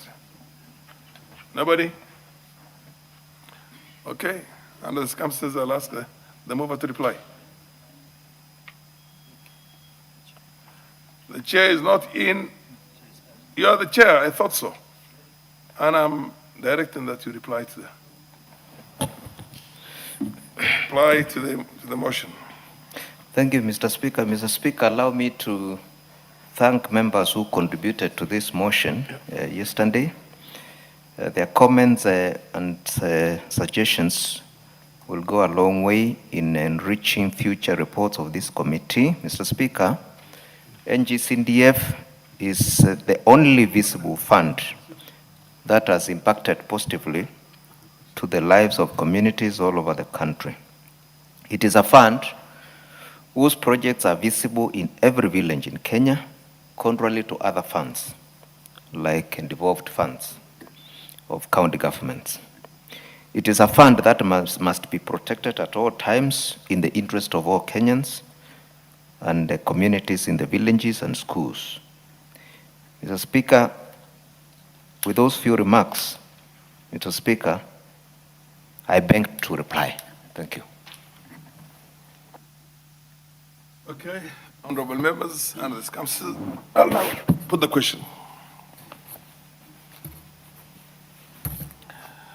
Honorable members, I now put the question that this House adopts the 11th report of the Decentralized Funds Accounts Committee on its consideration of the audited accounts of the National Government Constituencies Development Fund for West Mugirango, Bobasi, Awendo, North Imenti, Kirinyaga Central, South Mugirango, Ugenya, Kieni, Kipipiri, Budalangi, and Kiharu constituencies for the financial years 2013, 2014 to 2021-22, laid on the table of the House on Thursday, the 4th of December, the year 2025.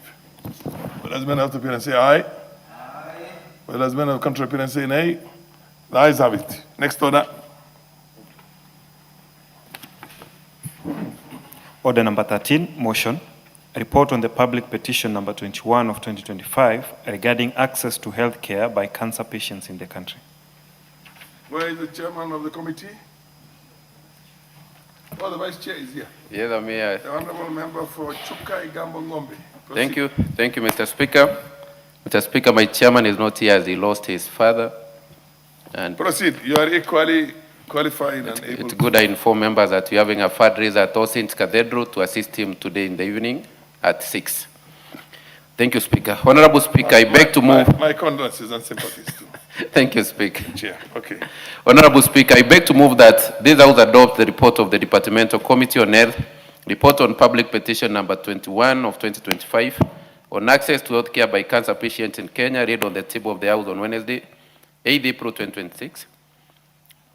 Honorable Speaker, public petition 21 of 2025 was submitted by the Kenya Network of Cancer Organizations, that is KENCO, representing over 70 civil society groups and thousands of cancer patients, and was tabled in the National Assembly on 7th October of 2026. The petition was referred to the Departmental Committee on Health for consideration. Honorable Speaker, cancer remains one of the Kenya's most significant public health challenges. The country records approximately 44,000 new diagnoses and over 29 cancer-related deaths annually. Repeat, 29,000 cancer-related deaths annually. Breast and cervical cancers disproportionately affect women, while prostate cancer is the leading diagnosis among men. Against this burden, equitable access to affordable and comprehensive cancer care is a matter of public importance. Honorable Speaker, the petition highlights systemic failures experienced under the implementation of Social Health Authority SHA and seeks urgent reforms in cancer care financing. It raises various challenges that have been encountered by cancer patients under SHA, from reduction and inadequacy of cancer benefit package, bureaucratic delays, and system failures, poor communication and lack of transparency, services suspension due to pending bills and emotional and mental strain. Honorable Speaker, the petition prayed that the National Assembly, through the Departmental Committee on Health, 1, ensures enhancement of oncology benefits, which were cut from 600,000 Kenya shillings per individual at the NHIF to 400,000 Kenya shillings per household at the SHA.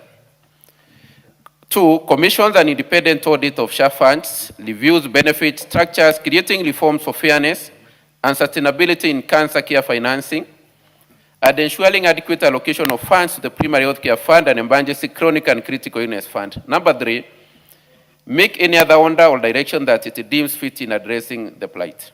Honorable Speaker, in consideration of the petition, the committee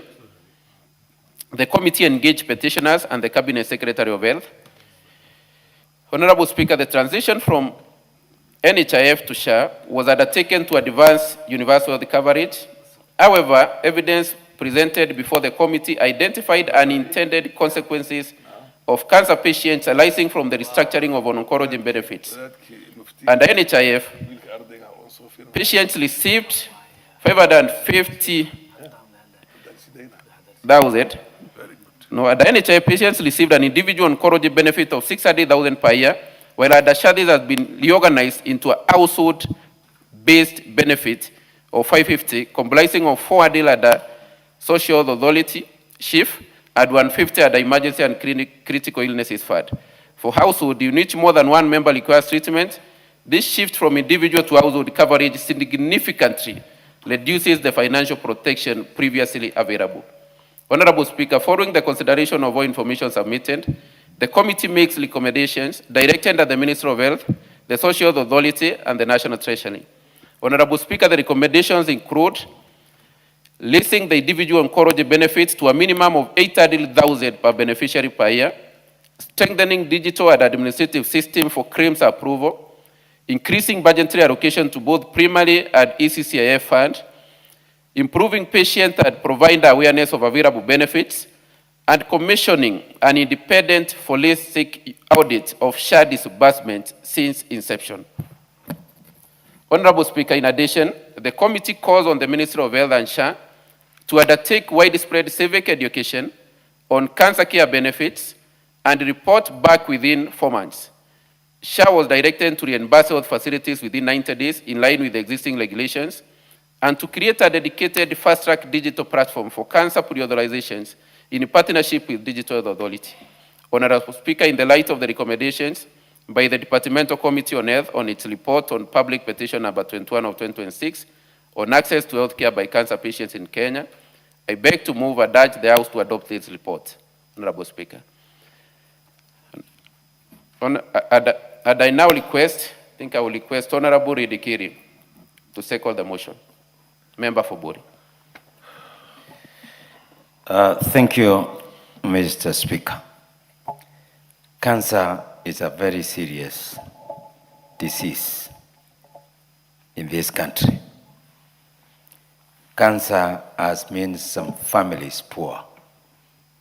Cancer has made people, even families, to separate. Cancer has drained even the foreign exchange because many people are trekking out of the country to go and seek medical treatment out there.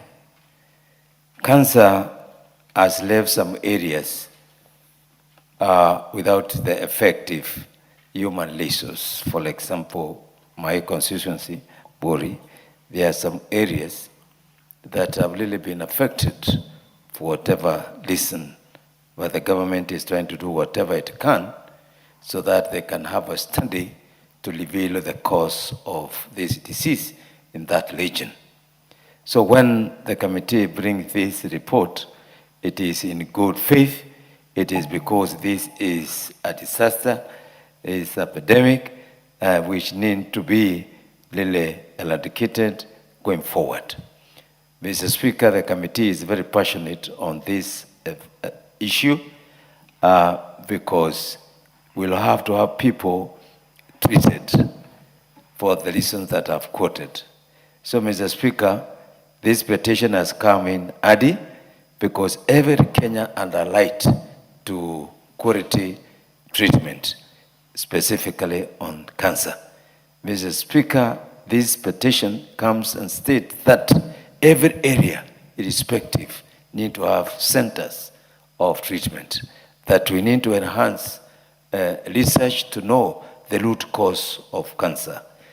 We need to avail more trained personnel specializing on this disease.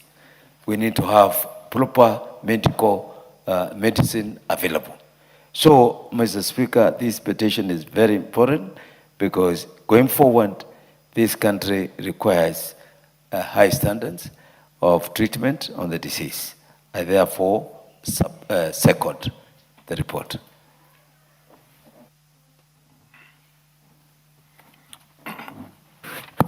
Honorable members, I now propose a question.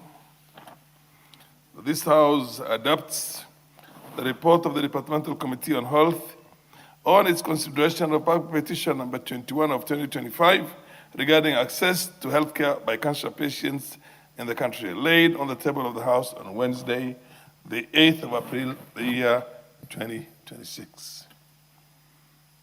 The MP for Funyula. Okay. I was under the impression that the MP for Wajir North, the Honorable Sanei, who has so many patients from his region, the northeastern province of Kenya, with cancer. Proceed, Honorable Sanei. Thank you, Mr. Speaker. Cancer globally is a prevalent disease that has reduced many patients to be terminally ill, trying to put so much burden on households. When one can be ill for years and the costs are so prohibitive, you can at least decipher what the consequences economically shall be on households, more so on in the third world countries. Mr. Speaker, in northern Kenya, we have been grappling with cases of toxic materials being deposited or waste being put in parts of northern Kenya, Wajir, Marsabit, and other counties. And as a result, there has been a spike in the prevalence of cancer in northern frontier districts. Mr. Speaker, cancer remains to be one of the serious killers in this country, causing around 7% of the deaths in Kenya. Cancer, the most common cancers have been esophageal cancer, prostate, cervical, and colorectal. These are the most common cancer cases killing patients or citizens in this country. The observation from the report is such that there has been a transitional issue from the defunct NHIF to SHA. That transition has interrupted access to a high percentage of patients, cancer patients. And it was also observed that SHIF gave smaller amounts compared to the defunct NHIF, which offered a special category for cancer. That in itself bespeaks that we should improve on our SHA so that we give this the due concern it deserves, Mr. Speaker. There are issues of also bureaucracy. Trying to access treatments by cancer patients has been our concern, the most bottleneck being bureaucracy. Even in terms of registering, the registration process has been a problem, an impediment, making the consequences being patients have been missing chemotherapy and radiotherapy. And once you miss those critical treatments, the disease relapses, and that exacerbates the stages of the cancer occurrence in the body. So there was a need to at least remove those bureaucracy, registration issues, so that cancer cases can easily access without the undue bureaucracy and the registration requirement that they were facing. Honorable Abdisirat Khalif, I thought you wanted to contribute to this motion. I can see you walking out of the House. Can you come back to the House and contribute to the motion as you had requested from the chair? Proceed, Sane. Further, Mr. Speaker, before SHA was operationalized, there were outstanding bills faced by facilities from the previous NHIF. Those that were affected could not treat cancer patients in the country. Those outstanding bills have interfered cancer treatment across the country, making the prevalence and the treatment of patients worse. There is also one other big problem in the country. Despite having the insurance, despite being covered by SHA, there were a lack of drugs in our public facilities. So there was an out-of-pocket. People had to buy drugs from chemists. I'm sorry, I was interrupted. If you will give me more time, Mr. Speaker. Proceed, Honorable So people had to go to chemists to buy... An additional 1 minute. Go. Thank you. They had to buy drugs while they had a cover. That is a mockery of SHA. You can't be insured, and then you are told there are no drugs, then you buy the same drugs from your pocket. That means the insurance package will be of no relevance, and cancer treatment shall be expensive, Mr. Speaker. With those observations, there is a need to increase oncology package under SHA, comparatively to its predecessor, NHIF. There is a need to consolidate CHIF with the ECCIF so that we can have an enhanced treatment. There is need to devolve cancer treatment in all the counties of this country. If we are to at least forestall or the increase of the prevalence of cancer, we need to at least cascade treatment of cancer cases to the 47 counties of this country so that we don't have to refer terminally ill people to Nairobi Kenyatta National Hospital, which is bearing the burden of all referrals. With those few contributions, I support the report to 1 of 2025. The Honorable Abdisirat Khalif. You share a name with a giant who was in the Kenya Parliament from 1969 to the 70s. Thank you, Mr. Speaker. The late Abdisirat Khalif. Okay. An amazing Well character. noted, Proceed. well noted, Mr. Speaker. Cancer is a serious disease that's causing nightmares in this country. Unless it is taken as serious as it is, this disease can really take us backwards. There are areas in this country that's having serious challenges with this disease. especially the northern Kenya. There's some school of thoughts that were one time saying that there were hazardous materials that were deposited by foreign countries in those areas. Maybe that is the cause of, the spread of the diseases in that region. However, as a country, we need first of all to see to it that we are aware of what we are dealing with, especially by having, research institutions that can give us the types of these diseases. We need, public awareness. There are some, lifestyles that can be changed in order to curb these diseases. We also have, funding. The country must, fund these disease treatment, cancer treatment, in terms of infrastructure, in terms of training, in terms of, public awareness, so that we can reduce, the effects of these diseases. Mr. Speaker, we need, as a country, to, deal with situations before they really spread to a level that cannot be handled. In this country, we have, we always deal with emergency situations, disease controls. All that is not, harnessed and discussed and prepared for them, so that we tackle these problems before they really cause a negative effect in terms of economic development, in terms of lives, in terms of everything else. So I therefore, Mr. Speaker, agree with the motion to have these diseases contained, give preference, to areas where it is causing havoc, especially in the northern Kenya, the counties of Mandera, Wajir, Garissa, Moyale, Marsabit, Isiolo, Turkana. Those areas are already having challenges in terms of, development, in terms of healthcare systems.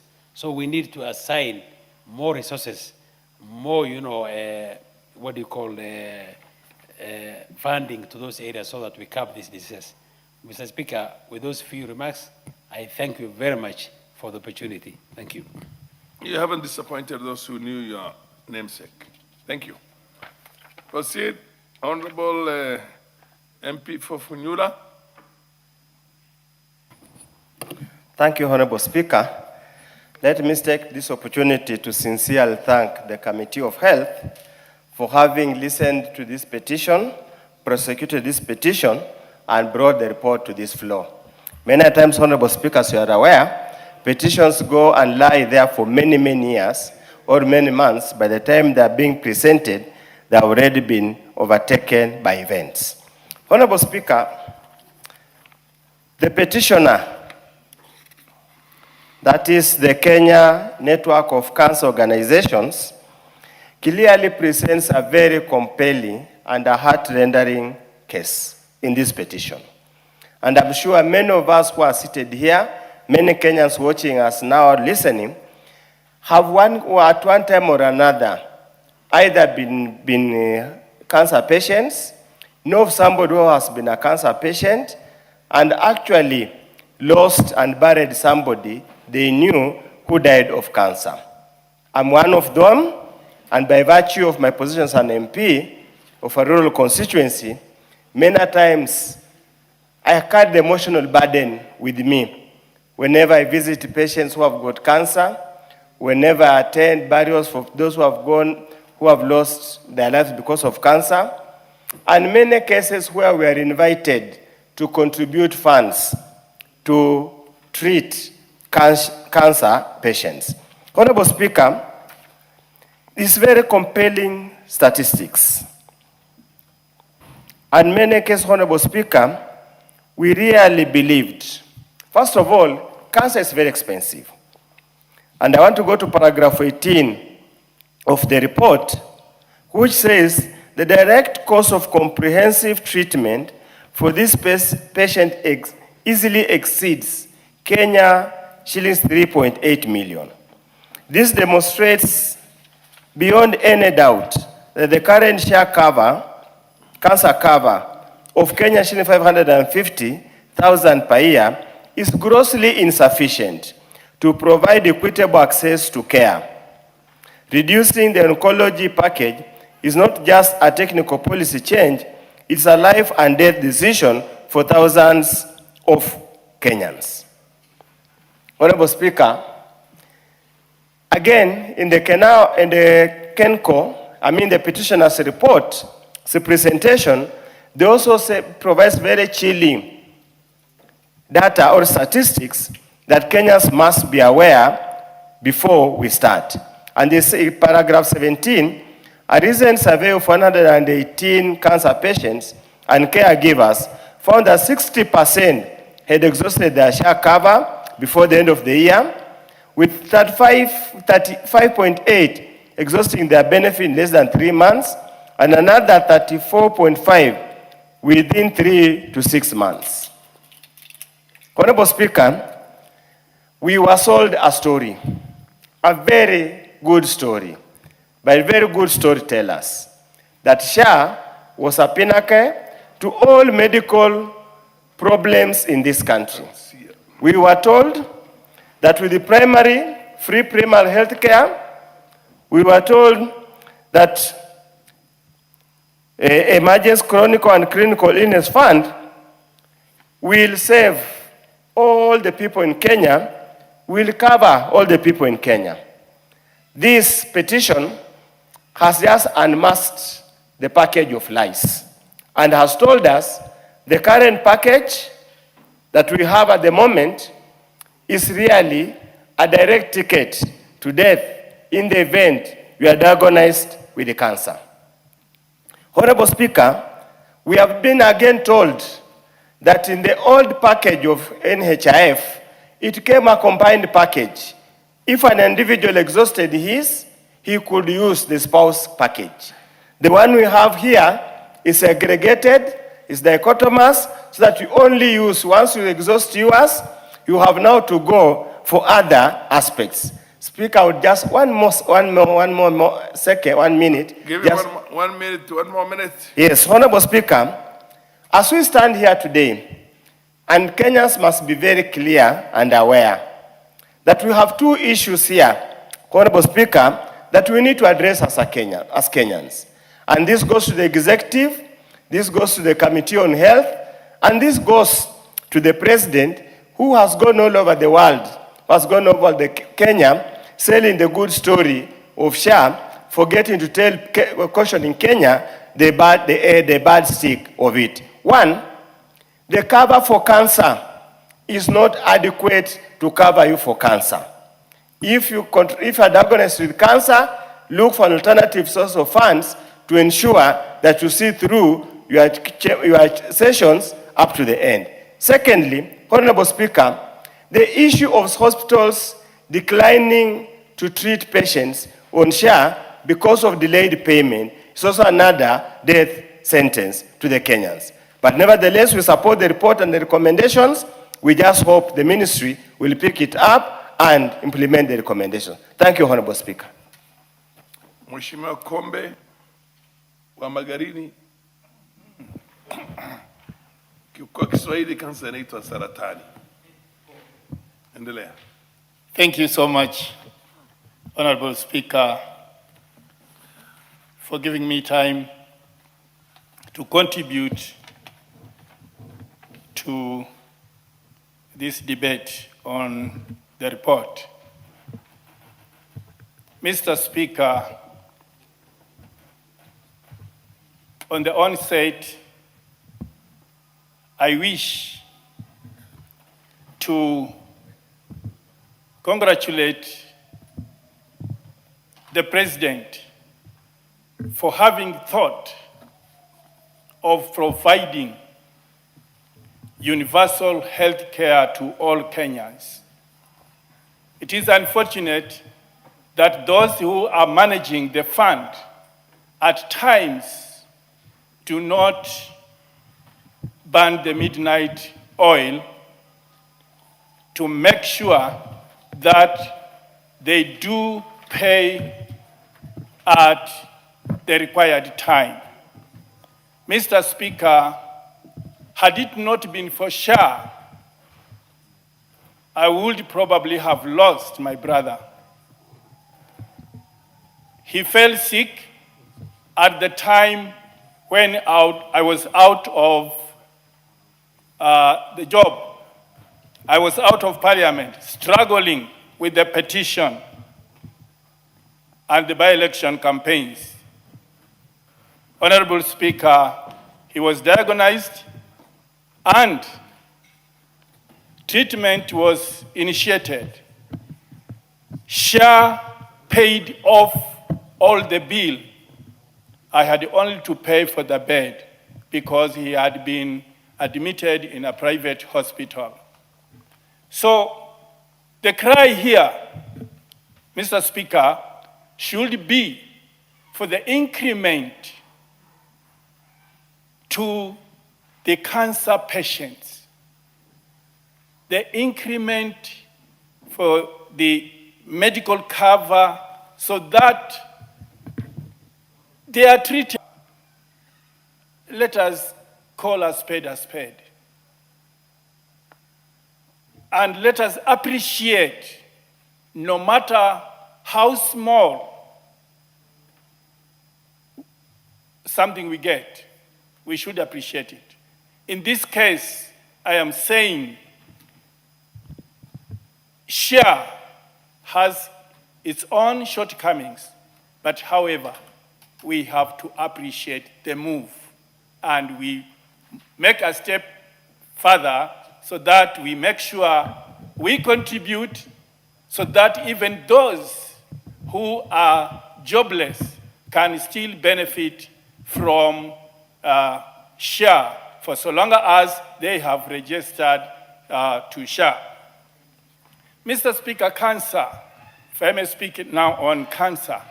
Cancer is an accumulation of dead cells in the body. Unfortunately, these dead cells accumulate at a given point in the body. If the cells happen to settle at the throat, then that is when we have throat cancer. When it happens to settle elsewhere, then we say it is cancer, maybe of the brain, if they have settled on the brain. So we have a brain tumor. If they settle at the prostate, it's when we say so-and-so is suffering from prostate cancer and cervical cancer and the rest. Mr. Speaker, we should take the opportunity and to encourage our people to visit the hospitals for testing. And for those members, for those of us who are in parliament here, I would urge you to make a point of attending to the gym and get those reflexology services. The reflexology services actually attend to the lymph glands, and the lymph glands are responsible for dispersing any dead cells accumulating in a particular area. By so doing, actually, make sure. Thank you.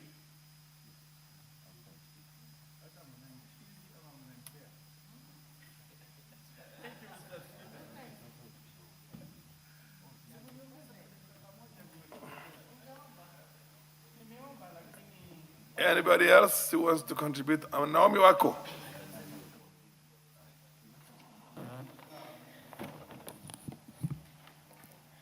Thank you, Honorable Speaker, for giving me this opportunity to add my voice to this very, very important report. Report on public petition number 021 of 2025 regarding access to health care by cancer patients in the country.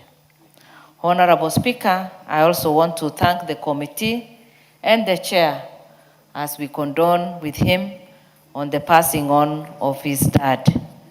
Honorable Speaker, cancer is something that we should all be concerned with as a country and as leaders. Honorable Speaker, I come from Marsabit, where we have big number of cancer patients. And when cancer hits a family, in fact, it is not only the patients who suffers, but even the caregivers. Honorable Speaker, we know very well that leading cancer, as recorded or reported, cervical cancer, many of our women suffer from that. Breast cancer, again, hits our women. Prostate cancer, colorectal cancer, and many other cancers these days. And many families have suffered as a result of this. Honorable Speaker, we also know very well that cancer is a top 3 killer in Kenya, with almost 47,000 new cases every year. That is why I said we should all be concerned at the rate at which cancer is spreading. Again, we know very well that about 32,000 Kenyans die annually as a result of cancer. This is a huge number. And a caring government should be concerned of this, because we know very well, again, when cancer hits, as I said, the families, relatives, and friends go through financial distress. Most of the time, especially in ASAL areas, where we have large number of patients, they sell the few animals they have. Sometimes they even sell their small plots. Sometimes they sell all that they have. And the only thing that helps them is the fundraising that people do for them. And unfortunately, many are the times that Kenyans travel to India. Honorable Speaker, I have visited several families in my own county. Several families, friends, relatives, and many have also visited us because my own mom died as a result of cancer. And that is why I feel the pain, because I know what that really means. Honorable Speaker, the report says that it is regarding the access to health care by cancer patients. Access. Imagine of somebody who is in northern or in northeastern, where in all our hospitals we don't have the equipments, and they travel 300 kilometers even to get the first aid.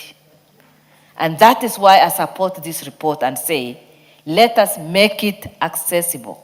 Let us make it easier for cancer patients to access the drugs, to access health care, and to have it easier.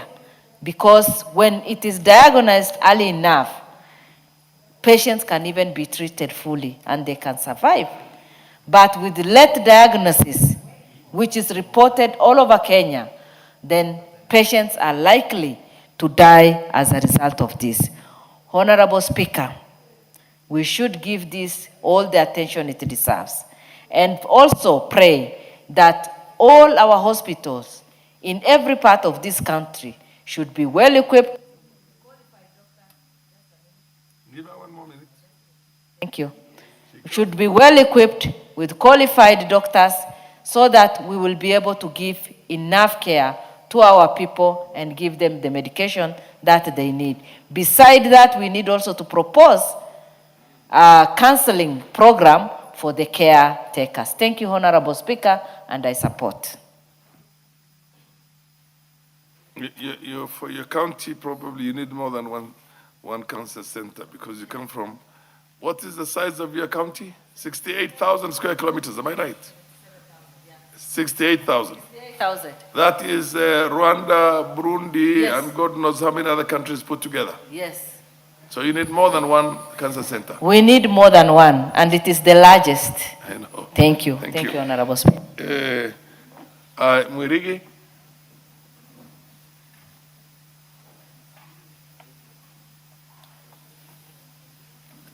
Give the mic to Honorable Mwirigi, MP for Igembe South.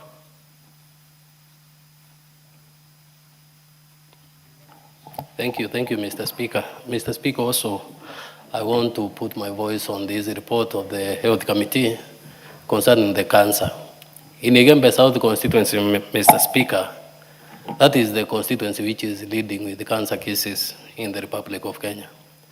And I have observed many of my constituents suffer, Mr. Speaker, because of this delay payment of the services, Mr. Speaker. Some of the services are being underpaid, even though the government has added fund to 800,000 to cater for the service of the cancer cases.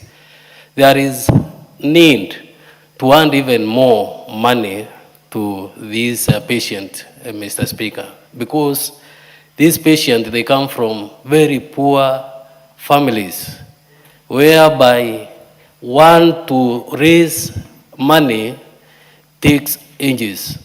And whenever they conduct this fundraising, they do not get enough money to cater for them or to cater for the hospital bills, Mr. Speaker.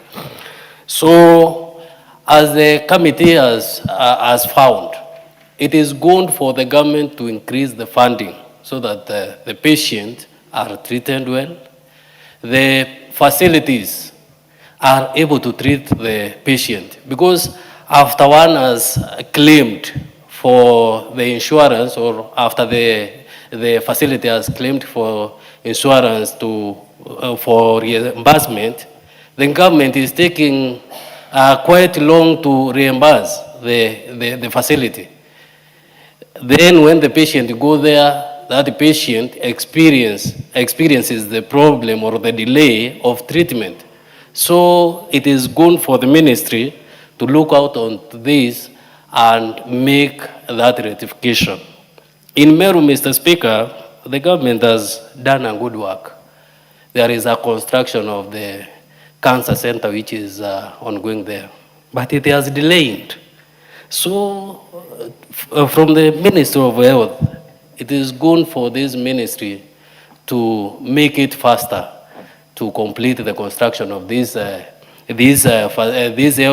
cancer center, so that the people from that region can get the service near. Because most of the patients are suffering. Why? Because of the facilities where they are supposed to be treated are located in the urban areas, and to travel to those long distances, those patients does not have that money to, or does not afford to travel to those hospitals, Mr. Speaker.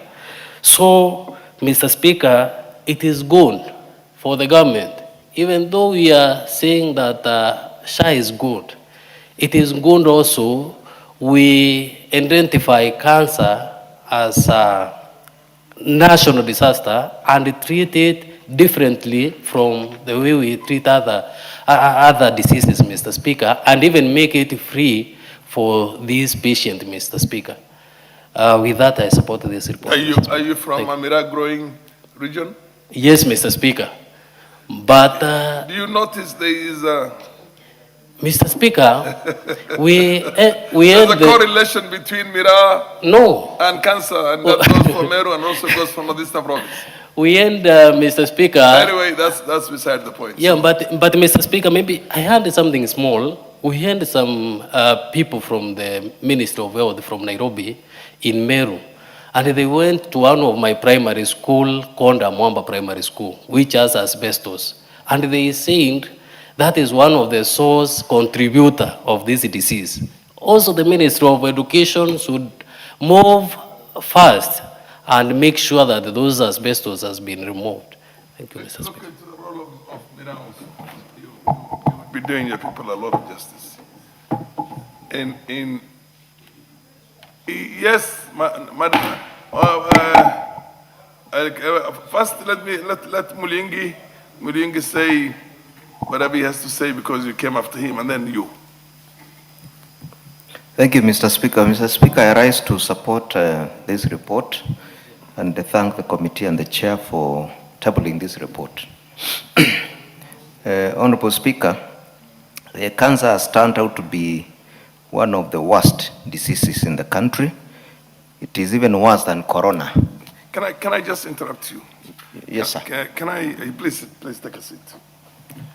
I wish to recognize the presence of students from the Catholic University of Eastern Africa. And they are in the Langata constituency. You all know where the Catholic University is. You are a resident there. Are you a Catholic? Who is a Catholic here? Okay, let's give the first shot to the Catholic to welcome the students from the Catholic University. Not that you have a monopoly, it's just and then the Honorable Ndikiro, who is a neighbor. Thank you, Honorable Speaker. Encouragement to the young men and women who are up here. Thank you, Honorable Speaker. Let me take this opportunity to welcome students of Catholic University of East Africa to the National Assembly of the Republic of Kenya. This is the house under the Constitution of Kenya that makes all the laws, passes budgets, oversees the national executive. In the architecture of the legislative arm in this country, the National Assembly is more or less like the upper house because it's the holder of the purse. The Senate represents county governments, yet the National Assembly represents the people of Kenya, the entire country of Kenya. You are welcome to listen, to watch debate. You are welcome to scrutinize how we debate and work hard. Most of you come and sit here so that you can represent the people of Kenya and make laws that give hope and give hope to the people of Kenya and improve the welfare of the people of Kenya. Welcome. God is good all the time. Wherever you have two chambers, you have a Senate and you have National Assembly. Thank you, Mr. Speaker. I want to welcome our neighbors, the students from the prestigious Catholic University. From the onset, even if they bear the name Catholic, all Kenyans are admitted in that institution. I want to thank this university for producing some of the best skilled graduates and people of Kenya, and tell them that we are not short of it yet. We need more skilled. I want to congratulate this university for maintaining very high standard of discipline. Mr. Speaker, since this university commenced, we have never had institutions like we have experienced in other universities. And I believe that for them coming here today to see what normally happens in Parliament is another step forward so that they can become better citizens of this nation. I want to thank them. I want to thank the management of the institution for finding it good that they bring you here so that you can see where the laws of this country are made. Some of you, in your future, we wish you that you can join the Kenyan Parliament and become members of Parliament, either the Senate or National Assembly. I thank you, Mr. Speaker.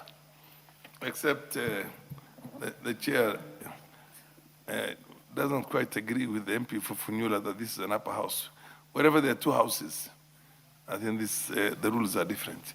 But anyway, if you want to say that this is the house that carries the biggest burden, it is the house that carries the biggest burden. No. Continue, the MP Mulyungi. Thank you, Mr. Speaker. Mr. Speaker, I was saying that cancer is one of the worst diseases in the country.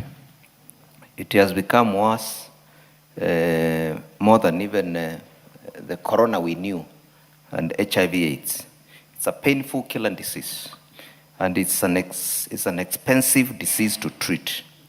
Many poor Kenyans and even middle-income Kenyans cannot afford treatment for this disease. Kenyans have been subjected to frequent fundraisers to support cancer patients. Even SHA has not fully covered cancer patients, and therefore patients are forced to go back to their pockets and their relatives to source for more money to pay for their care. It's a disease that is wiping Kenyans day in, day out. Mr. Speaker, it's a disease that should be, in my view, declared a national disaster. Yeah, because it's all over. Even in Marsabit, you have heard. Marsabit, where does cancer come from? Yeah. Therefore, Mr. Speaker, this is a disease that the government should support fully and make sure that SHA covers cancer fully without subjecting patients to additional healthcare cost. In short, cancer treatment should be free in Kenya. And I therefore, Mr. Speaker, want to encourage the committee and the government agencies to make sure that this report is adopted and acted upon in Kenya. Further, Mr. Speaker, as we discuss health care and the killer disease, back in my constituency, I'm your neighbor, elephants have invaded my constituency. I don't know what KWS is doing. They have eaten all the food, all the crops are gone. And you know, we depend on crops, food from the farms, not camels or elephants. I'm therefore from this floor of the house asking KWS to make sure that all those elephants are taken back to their home. They don't belong in Mwingi Central. Thank you, Mr. Speaker, and I support.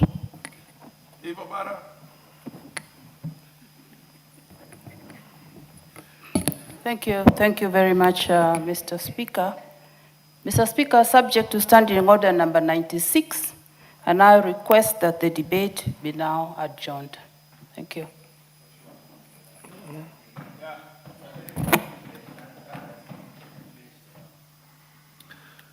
Fair enough. The chair will, without wasting any time, put the question that debate on this matter be adjourned. Yes.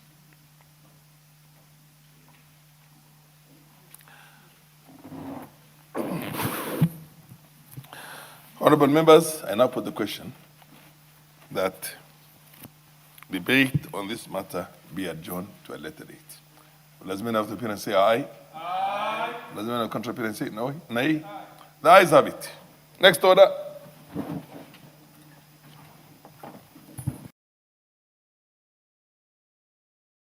Report on inspection visit to the East African Science and Technology Commission and the East African Health Research Commission. Yes.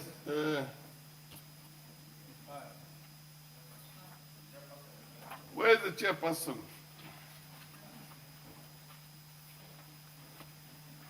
The chairperson of this committee is not in the house today. I direct that this matter be put on the order paper at a convenient time when the chairperson is around. Next order. Order number 15, motion. Report of Kenya delegation to the 151st Assembly of the Interparliamentary Union, IPU, and related meetings. Where is the leader of the delegation to the IPU?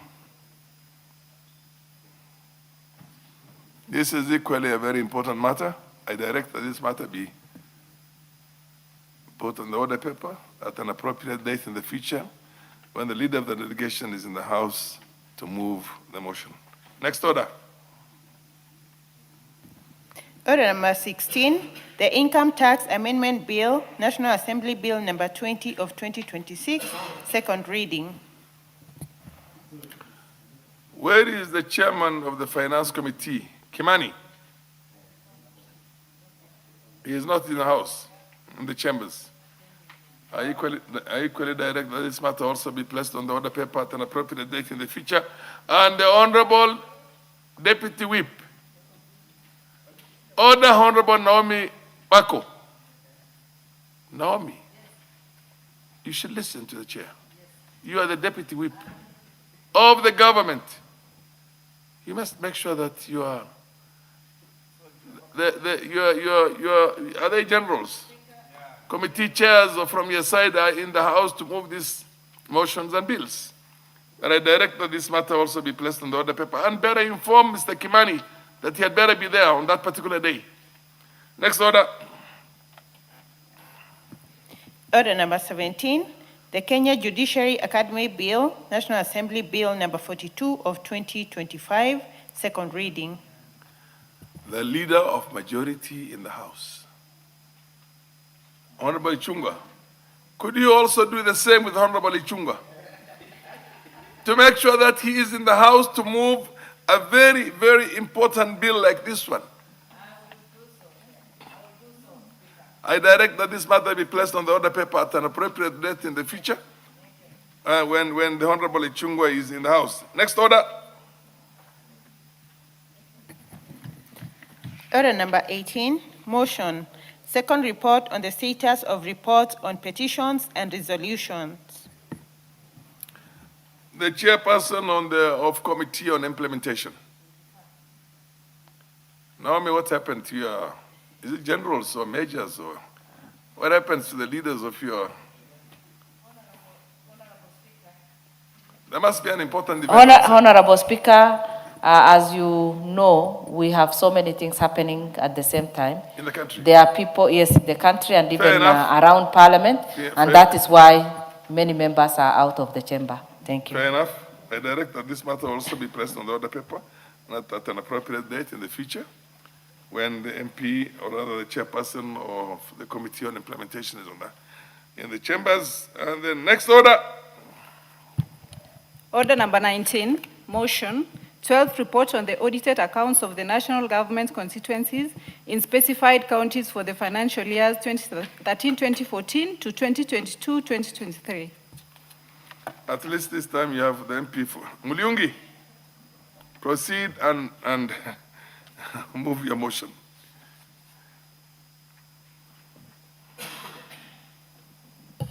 Give him the mic, please.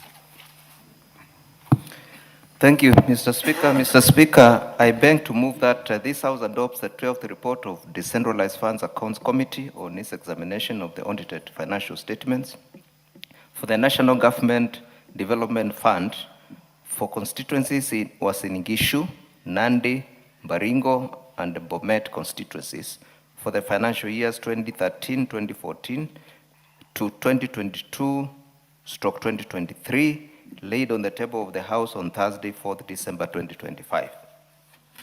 Just so that we are clear on certain words. There could be no difference between consideration and examination, but there could also be a difference between the two. The motion reads consideration, not examination. So could you read it again? Verbatim. Thank you, Mr. Speaker. I'm well guided. This House adopts the 12th report of the Decentralized Funds Accounts Committee on its consideration of the audited financial statements for the National Government Constituencies Development Fund for constituencies in Uasin-Gishu, Nandi, Baringo, and Bomet counties for the financial years 2013-14 to 2022-23, laid on the table of the House on Thursday, 4th December 2025. Honorable Speaker, this 12th report covers the examination now of the reports of the Auditor General for the constituencies in the counties of Uasin-Gishu. It's just that the practice is that when you are moving a motion or a bill, you read it word for word, as it is printed on the order paper. Thank you, Honorable Speaker. Uasin-Gishu, Nandi, Baringo, and Bomet. In total, the committee examines the report for the periods back to the backdated to 2013-14 financial years up to 2022-23 financial years, clearing a significant backlog to ensure our oversight is up to date. During this examination, the committee held sittings with fund account managers and the CEO of the NG's India board.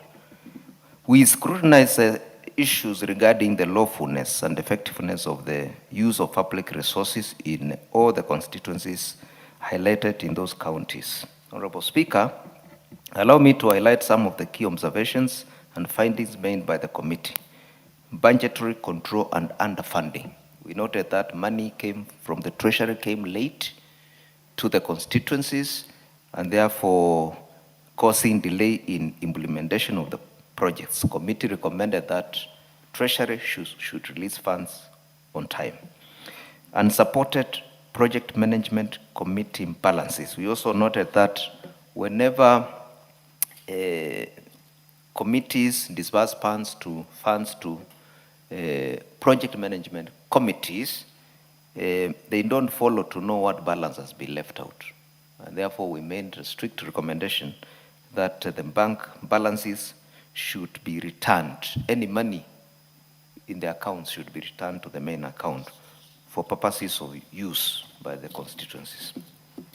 Mr. Speaker, we also noted that documentation of expenditures was not very adequate, and this is related to training of fund managers, which we indicated that fund managers should be regularly trained on documentation of their expenditures. Also, Honorable Speaker, we noted that statutory compliance were not followed. Some fund managers were not deducting statutory deductions and remitting to KRA, the tax collector, and we made it compulsory that fund managers must comply with the law. Honorable Speaker, based on these findings, the committee has made several other recommendations which ought to be followed by the fund managers in preparing accounts and reporting to Parliament for examinations, which are detailed in our report. Therefore, Honorable Speaker, the committee recommendations are aimed at strengthening the internal controls of the constituencies and ensuring that backlog of audit queries is cleared and does not recur in the future. Once we clear an audit query for a constituency, it should not recur because now the fund manager is conversant with the problems of bookkeeping records. Honorable Speaker, we remain committed to ensuring every shilling allocated to the devolved funds benefits the intended mwananchi, and I wish to thank my committee members, one of them who is sitting next to me, my neighbor, for their support in my committee and ensuring that these reports are written, and also the clerk of the National Assembly and the Speaker for supporting us. Therefore, with those few remarks, Honorable Speaker, I beg to move and request the Honorable Hussein Bare to second. Thank you, Mr. Speaker. Hussein Bare.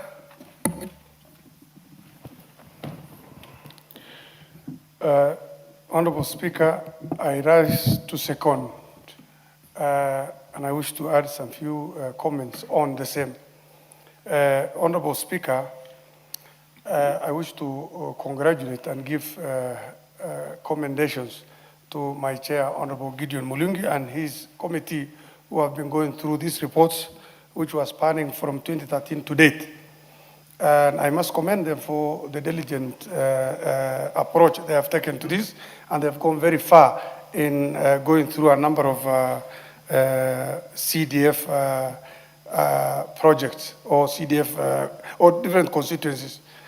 And I want to recommend or commend them actually to continue with the same spirit. Having said that, I want to say that CDF is one of the most important developmental funds which are very well felt in the entire country. And I should say the percentage of money that is allocated to CDF should probably be considered to be increased, because as compared to the counties that get quite a number of, quite a large chunk of money from the exchequer, the little that goes to CDF is very well felt. If you go around the country, you see the labeling that is everywhere in security infrastructure, schools, and the number of the number of students who are being held in schools, the number of bursaries which are paid. It means this is a very important fund, and I think an increase will have gone very far to help Kenyan societies or Kenyan youth.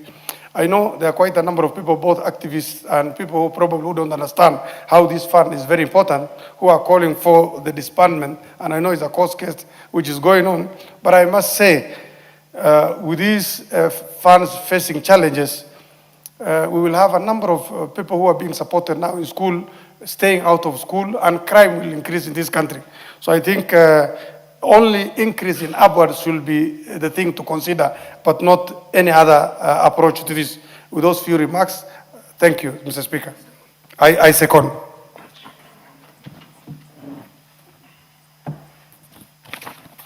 Honorable members, I now propose a question that this House adopts the 12th report of the Decentralized Funds Accounts Committee on its consideration of the audited accounts of the National Government Constituencies Development Fund for constituencies in Uasin Gishu, Nandi, Baringo, and Bomet counties for the financial years 2013 to 2014 to 2022 to 2023, laid on the table of the House on Thursday, the 4th of December, the year 2025.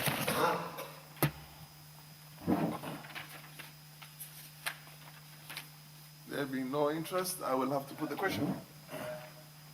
You have an interest? Yes, proceed.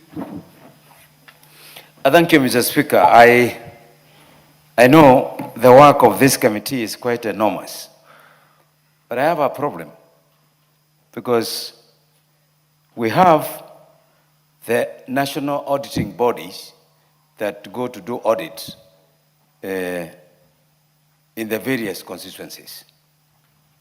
And some of the findings that come from those reports are not very, very good. I'll give you an example. When the funds are read, and that's what I expect in this report, their report, to reveal, when the funds are read, it causes lateness in implementation of projects. And that's something that this report should bring out, or the committee. When the funds are disbursed late, yeah? When the funds are disbursed late, it causes a chain effect on the implementation. Therefore, when the audits come here, and I've tried to peruse much of the report, including those ones of my constituency, I've never come across where they say the funds were late. Therefore, it caused the late implementation of the project. What the report normally say is the report is incomplete, but there's no justification for that statement. I think it's something that really this committee need to put into consideration when they're presenting their reports here.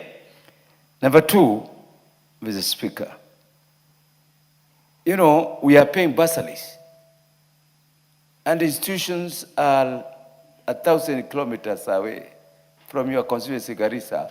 You are paying bursaries for university in Mombasa, university in Kisii, in Bondo.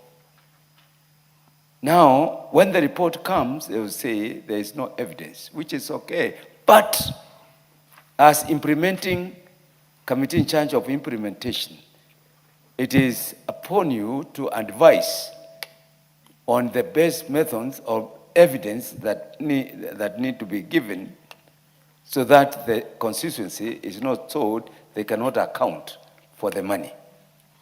Mr. Speaker, when people see the report out there, they don't know the difference between the fund manager and the member of parliament. Normally, the person who is bashed is the member of parliament, not the fund manager. But you need to come up with the mechanisms that are also going to make the business cheaper for the constituencies management, the CDF committee. The transportation of checks from Bori to Mombasa is very expensive. It takes time.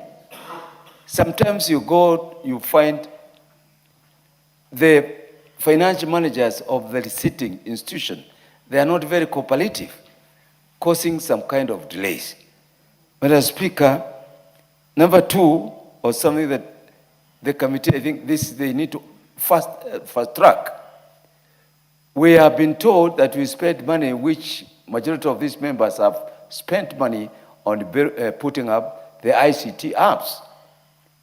I am proud of myself because we have 6 complete ICT hubs of the standards. But now your report is only covering 2023. We were told that the computers will be delivered. Now, going by this speed, your report will finish this parliament without covering the report to show that really some institutions, some constituents have complied and brought up the ICT hubs. So I think, I don't know, the committee need to come up with a system of being current. You are reporting information, some members who are not here, apart from 1 year, 2022, 2023. When are we going to get the report for 2023, 24, 24, 25, 25, 26? That is what members will be having a lot of interest in. 2013, 2014, majority of the members were not there. But you are striving, but at least at what pace can you recommend as a committee we will be up to date? I thank you, Mr. Speaker. Fair enough. There being no any other interest, I'll now put the question.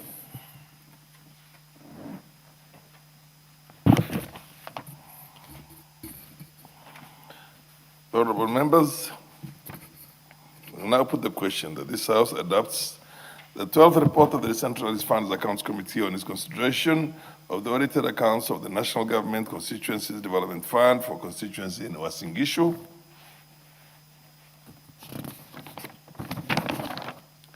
Nandi, Baringo, and Bomet counties for the financial years 2013 to 2014 to 2022 to 2023, laid on the table of the House on Thursday, the 4th of December, the year 2025. Will as many of the appearance say aye? Aye. Will as many of the contrary say nay? The ayes have it.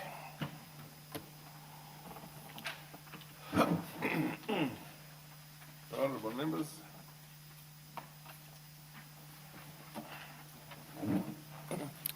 Please keep standing, honorable members.